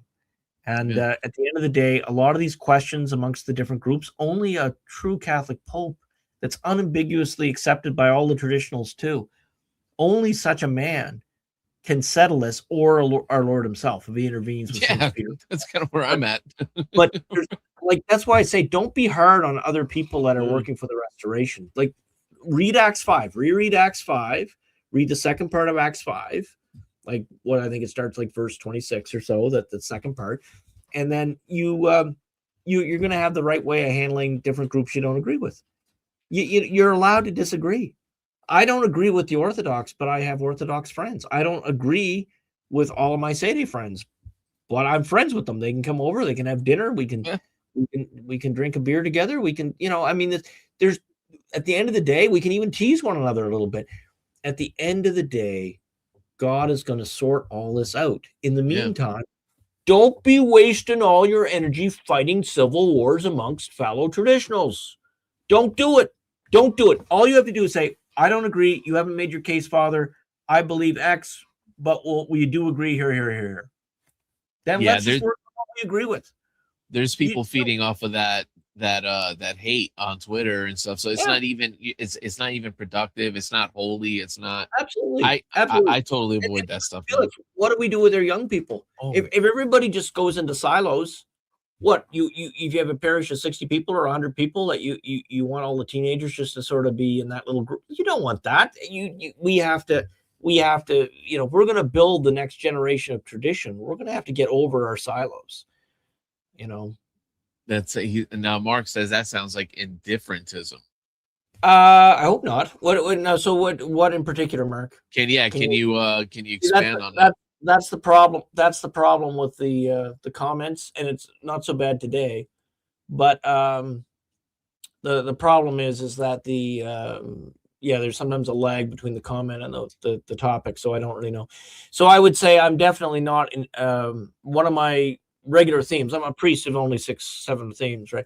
And one of them is against the coexist sticker and syncretism, which is related, of course, to indifferentism. So it's not about not caring. It's about understanding the limits of our authority. That would be my pushback there. So I do have some Sadie friends, for example, who would say, that they acknowledge this authority, but not that authority or whatever. But at the end of the day, it's all above our pay grade. All we can do is make you can, with the materials available to us, live a Catholic moral praxis, find yourself valid sacraments, and live a life progressing towards a saint. Think of the time of St. Vincent Ferrer. Even if you belong to the wrong church and you belong to the false church of his day, there were plenty of saints made by it. So even if you were wrong, and the only way we would know which side was right was, again, God's providence later that resolved the dispute. So I definitely, it's not so much indifferentism, like it does matter, but I'm just saying that it's not your call, right? Like, I think ultimately there's two things. It's above our pay grade for certain things, and then the other thing is they had an expression growing up: cutting your own nose off to spite your face. Yeah. So what does it profit you if you've got a community of, say, 20 people? Your young people have no Catholics to marry, and they and then the faith dies, right? Yeah. Like that's not what God wants. So it can't be. Now, Father, I was gonna if I could add to that. Now, Mark, this is Father talking as a priest. Now, as a layman, and again, this is at least my opinion, we need to be even more like humble to a certain degree, because as throwing rocks, especially as a layman. I don't know, if you're a priest, or I don't know if you're. No. I didn't take Mark's comment. No, me neither. I think it's good that he says that, because it's like, well, if it's not, a good challenging. It's a good challenge. That's fair. It's a good challenge. But so some of my Sadie friends, Felix, are a lot more certain about certain things, like about ideas, than what I would have sent to, and I would just say, well, the more that you go off your own authority and opinion and put it on others. I mean, you can, and especially if you're a bishop, you're supposed to take that sort of that mantle as much as you can, right? Right. But the problem is that, if you're wrong, then that's going to be pretty heavy on you too. So the thing is, what I just tell people is, to the best of your ability, to the best of your knowledge, because we don't want to be presumptuous, stay in the state of grace, have at least basic spiritual hygiene, morning offering, evening examen, valid sacraments, and pray that God reveals what to do, and agree to disagree. Yeah, exactly. I agree 100%. You want to read Mark's comment? I agree 100%. Yeah, I was going to say, Mark says, I'm no priest, but try my best to figure out who really is on the right team. You want to do what God loves, and you want to love what God loves and hate what God hates. I think one of the big things you got to watch, Mark, and I think you've probably, I don't know how old you are, but if you're, older than 20, then you know what I'm talking about here, is that one of the big problems is there's a difference between what's in the books and how people are living sometimes, right? And so that's, we don't want to be Donatists. That's a heresy too. But there has to be a certain seriousness about the Catholic moral praxis. And no problem. Right. So that's just it. I mean, gets, like I say, you can email, and I will also refer you to people that disagree with me as well, right? Like, I mean, I don't want you just to take one side. What I want you to do is listen to everybody's case, and then you pray about it, and God will tell you what you're supposed to do. And I do believe, I don't believe that you're going to hear like this voice, like, become a Hare Krishna, or, I mean, being silly, right? Right. But, or you must go to Bishop Sanborn, or you must go to Bishop Meikle. You must, it's going to be clear where you go by the way sort of things unfold, right? Like God chooses us. We don't choose him. We say yes to his election. So that's an Augustinian notion of predestination versus the Calvin way, right? So it says in scripture clearly, do not think you chose me, I chose you. So God chose Mark, God chose Felix, God chose me, God chose you, the other viewers are watching. And so we must be obedient. The obedience, the mechanism is like our Blessed Mother. Be it done to me according to your word, right? So you understand that she wasn't given a smorgasbord of chances. She was given, or choices. She was given the mission, and she either gave assent or dissent to it. And she gave assent, Mary's yes. And so that's how our path goes. Like, it's very rare that you guys are going to have like 6 traditional options in your town. Most of you are going to have like maybe a CMRI chapel half hour away, and you might have an SSPX, an hour and a half away, and an FSSP an hour. There's going to be multiple choices in some cases, but a lot of you are going to just have sort of one choice. The one choice is, do I stay with the diocese or do I risk schism? Right. So what is it? That's what you got to work through. So, and really that boils down to, and no one can make that decision for you. No one can. Right. I mean, I was regular most of my life. So I'm not, obviously I'm not now. But the thing is that no one can make that decision for you. You have to do what you believe honors God more. And so, well, how do you make that decision? Well, it's simple, but it's also hard. Okay, so the simple decision is this: is Catholic. When we say Catholic, all right, someone will say, "Oh, well, it means universal." Yes. So that's what I'm talking about. We get that, right? Say Catholic. Is it primarily a faith, or is that primarily an institution? Now, it is both. It is both. And you're going to be able to find lots of writings opposed. Oh, you're outside the institution, you're toast and all this. Right. But remember, they wrote when the institution believed in the same God, right? It's right. Unclear now. If you've got, the clip got cut off, but I showed a scene of everybody bowing towards the Pachamama. Jeepers, man. That's jumping the shark. I mean, you can't be in communion with that. In my head, we can agree to disagree. I'm not condemning you. I'm not going to, if I meet any of you guys in person and you go to Novus Ordo every day and all this kind of stuff, I'm not going to crap on you. I'm not going to think you're stupid. I'm not going to think you're bad. We just disagree. That's it. I know that we all have to face God on the last day with our choices. We have to face God. And what I will say, guys, what got me to move was the parable of the talents. I realized I was burying my talent in the soil of safety, worrying about what other people would think of me and worried about basically behaving myself and not risking. And then what happened was I read that parable, and I used to read scripture, and then in a particular time of evening, and then I would pray afterwards. And now I actually I do the prayer, and I don't necessarily read the scripture for the prayer anymore. But in this period of my life, I was, and it was the parable of the talents.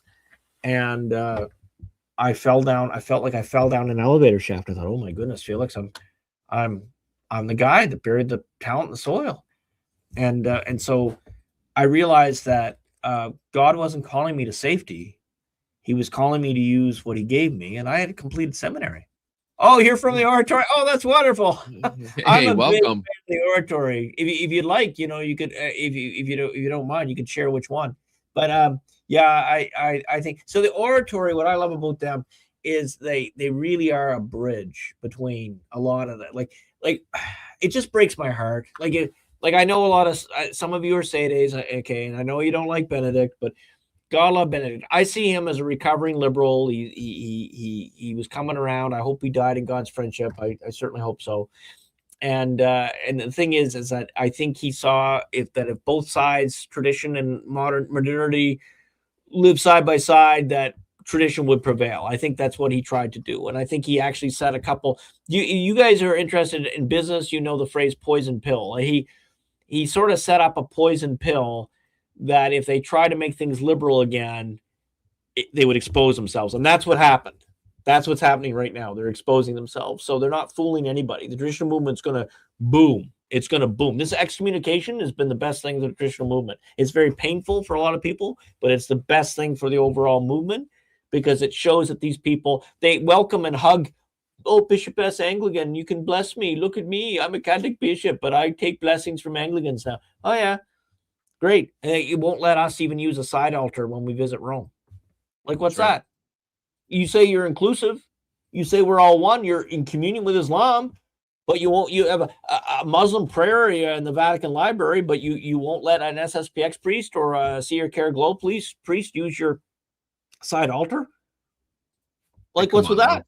Yeah, right. Yeah. You know what I mean? Like it's so everybody sees that it's a double standard, and they're not fooling anybody. Because if they really believed half their crap, but the Holy Spirit did all this in Vatican II. If you believe that, you'd let tradition flourish. You'd let tradition go. Because if you were right, we would die out, right? Right. But we're not. We're growing. And so every year I've been a priest. My baptisms exceed my funerals every year. How many Novus Ordo priests can say that, right? Yeah, I was gonna say that growth. If you can. I was gonna say that growth might be the miracle, right? Right? Yeah. Well, I mean, no, but that's all we have to do. If we just focus on those basic, like people want to save the world sometimes, right? Oh, wonderful. I'm a friend of yours. Oh, I know who you are, I think. Oh, that's wonderful. Okay, good. Well, I won't out you, but thank you. Yeah, I'm a big fan of the oratory. So, so the thing is, and again, guys, like, here's the thing too. I have friends in tradition of different jurisdictions that the jurisdictions aren't friends, but the priests are. So what we do is we try not to out one another. We don't out one another. Oh, of course, yeah. But anyway, these guys, there's in some cases, like, you know what? I have a friend of mine. He's being persecuted by a cardinal. And it's a really funny story, which someday I hope he writes a book about it so you'll all learn about it. And this cardinal's really a bad guy, right? And it's one of these things. It's just so over the top evil, and they're trying to take away this poor priesthood. And it was funny because he got one of these organizations to pay for his canon lawyers, and the canon lawyer says they have to listen to the story. I love this. It's so cute. They said after listening, there's only one bishop in North America that'll take you, and it's Michael in St. Petersburg. And it was so funny because, guys, the Novus Ordo canon lawyer sent me a guy, right? Which is hilarious. But the thing is, this guy's a holy man. He's a saint. He is regarded by other people like the stuff that he's done in his life. He's a saint, and he's just persecuted for being a saint.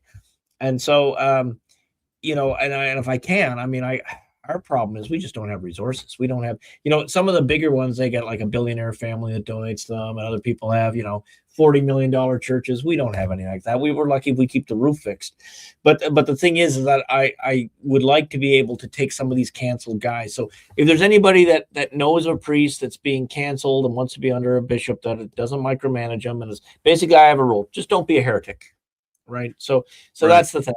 And they don't mind learning the old mass. Then yeah, we have the ability to have them come and visit, or this kind of thing. And we've got to we'll help who we can. We just we're I think God's going to take care of the resources. I'm not too worried about that. Everything. Right. So the story of my life in that respect is every time I've come right to the brink and I just pray and a check shows up and I'm fine. And you know what, guys? There's no way you can give to me. Have you noticed? There's no link. There's no even easily accessible address to send me anything. And yet somehow the checks find me. And so it's kind of funny because I get teased at. My parishioners tease me. Some of my priests tease me. When are you going to do your link? When are you going to? I said, well, maybe I'm going to do a link. And Felix, you should show everybody. Well, I don't know if you want to. Oh, yeah. No, yeah, absolutely. So, guess this. So I do have these little cups with my morning offering and my logo on them. If Felix bought one, I didn't even realize. I don't even know where you got the link, Felix. I must have gave it to you because I make $2 on these. How much was the retail cost, Felix? I don't know. $12, and I think I had to pay for shipping. There you go. $12 for a coffee cup. That's not bad. It's basically it's got the morning offering on it. But I mean, I'm going to put that stuff up. I mean, you don't make money on the little cups. But the reason why I wanted that, I just thought it'd be neat. So on this channel, Felix and I do live stream, but I'm going to start having these production episodes too, like just 15-minute coffee with the bishop, the kind of thing. And so the coffee cup was part of the gimmick. I just happened to work on it one day, and I just thought, well, I'll use it, and then if people want to buy one too, so they have it when they watch a little show in the morning, like basically it's a morning offering event, then I'd do it. But it's not meant to make money. It's more or less to keep it cheap enough that if people agree with me that a morning offering is important, they can, it's a cheap gift or something they can buy. And like I say, I make I think it's $2 or $1.50 or something silly on them. I kept the price low because I wanted people to actually get access to them. And the thing is that I never want for anything. God provides everything. And so that's fine. But that said, that's my personal needs. We need new buildings. We need to be able to support these canceled priests. We need, we got new brothers coming, and a new one just received his habit a couple days ago. And the thing is, we're like, okay, well, God will send the resources because we're not in debt. We own everything. There's no mortgages on any of our buildings. But we're not rich. So it is what it is. And Felix can tell you, I mean, the carpenter ants have already started at our building, Felix. We're going to have to get rid of that soon enough. Fun. So, yeah. Yep. So, I mean, whatever, but that's our little church up in Hudson. But Father, we went over an hour. We're definitely over. We did. An hour guys, over. Look, we have all these people that are still hanging out with us, so I really appreciate it. So, guys, if you haven't already, subscribe, because I'm going to have the scripts are all written, and I'll just sort of riff off them. But see, if I don't use a script, I'll just ramble. Ask Felix. I'll go 20 different directions. So I'm gonna have some stuff there. And also I really welcome you to tell me, hey, will you talk about X? I would love to get that kind of feedback. Yeah. That would be absolutely wonderful. And then because I'm here to serve you, and like I say, and you can help me with my goal. My goal is 200 folks that are with me in mission, and say, that'll work out to be about 2,000 followers. That's very small. By YouTube, that's microscopic, right? From the, think of all the famous Catholic podcasters. They've got like 1 million followers or 300,000 followers. I'm not greedy. I just want 2,000 people, or 200 people that really want to be there, and that I can help in some way. And and we have the gala, and again, the gala at the sale price is priced at cost, so it's sort of like my coffee cup. There's no real money made. at the current gala price because it's really expensive to hire a conference center. But you can find that at www.procedomos, the Latin word for, that you say to altar boys, procedomos.com. And it's our gala. And I think the tickets are like really on sale till Labor Day or something. I don't know. It's not my department, but I know that they're giving the early bird, and it's basically at cost at that point. And if you do, then you'll get to meet with me in person, and we'll see.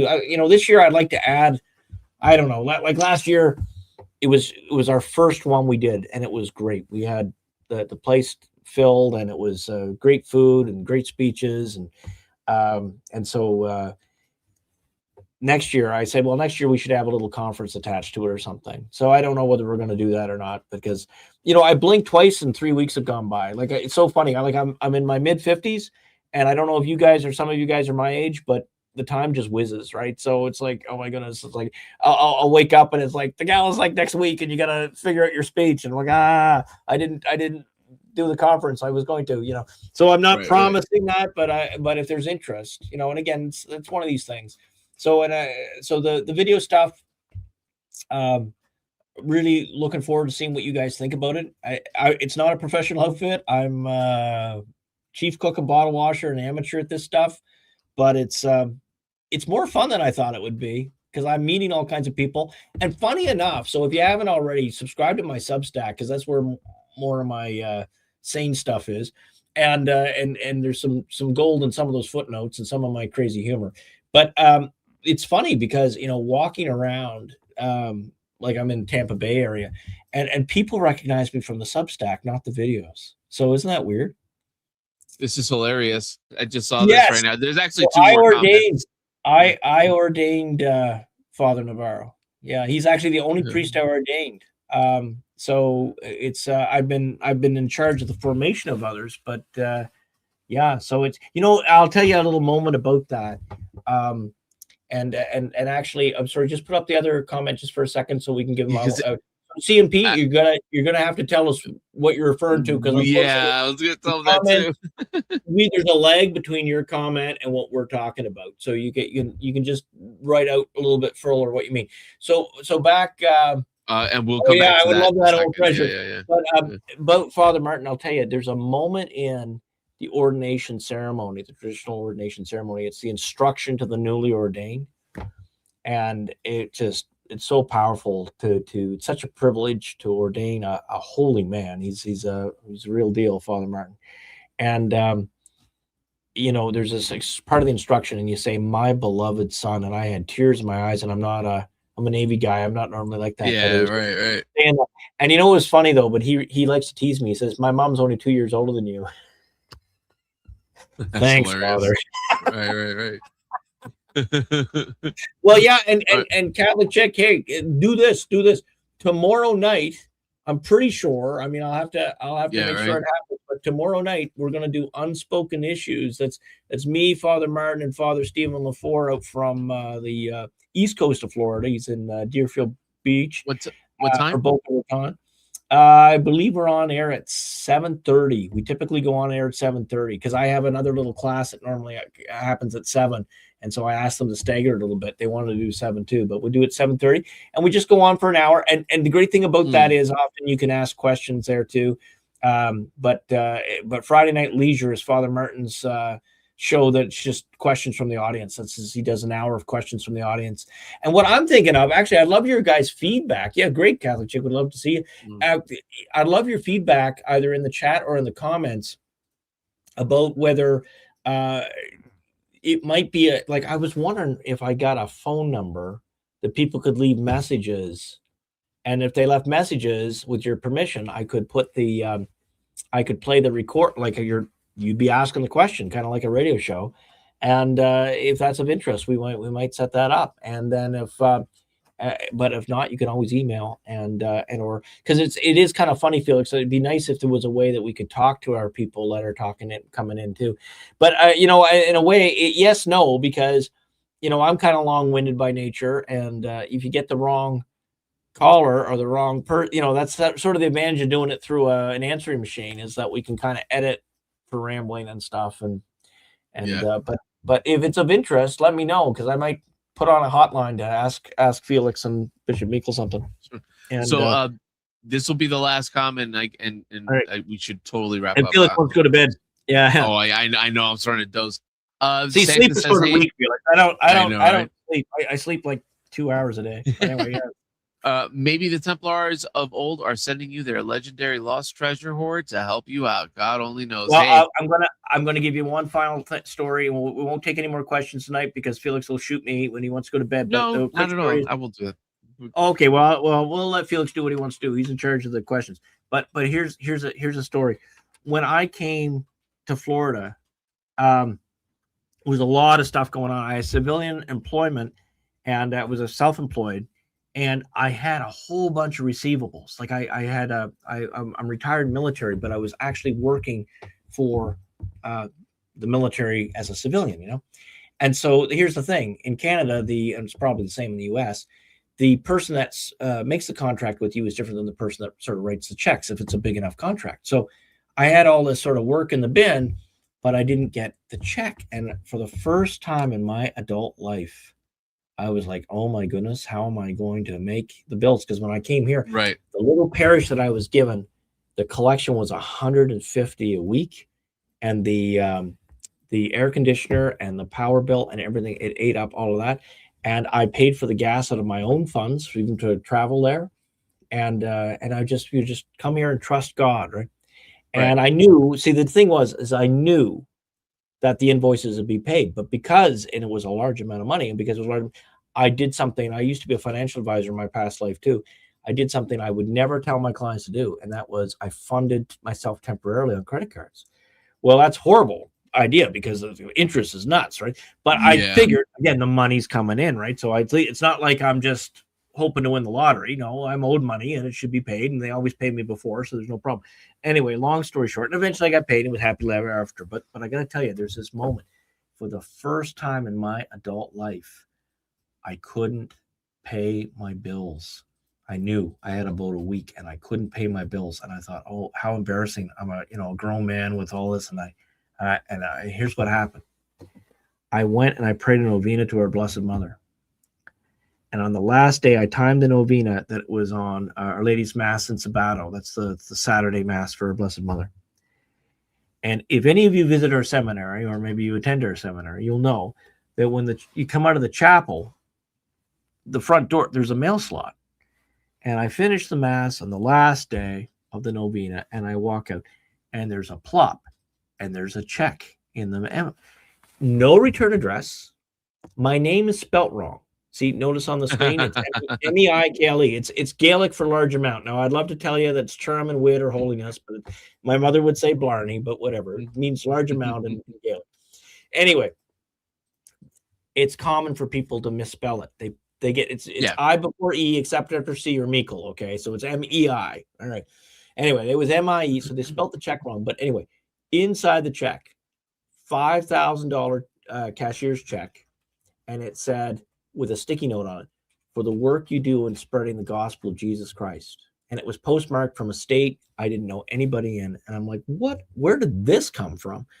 And I later found out who it was, and we became friends, and unfortunately passed away. But here's the thing, is that he came, it just simply, his wife was visiting, heard me preach, came home, and he was a wealthy man. He liked to give stuff away to help.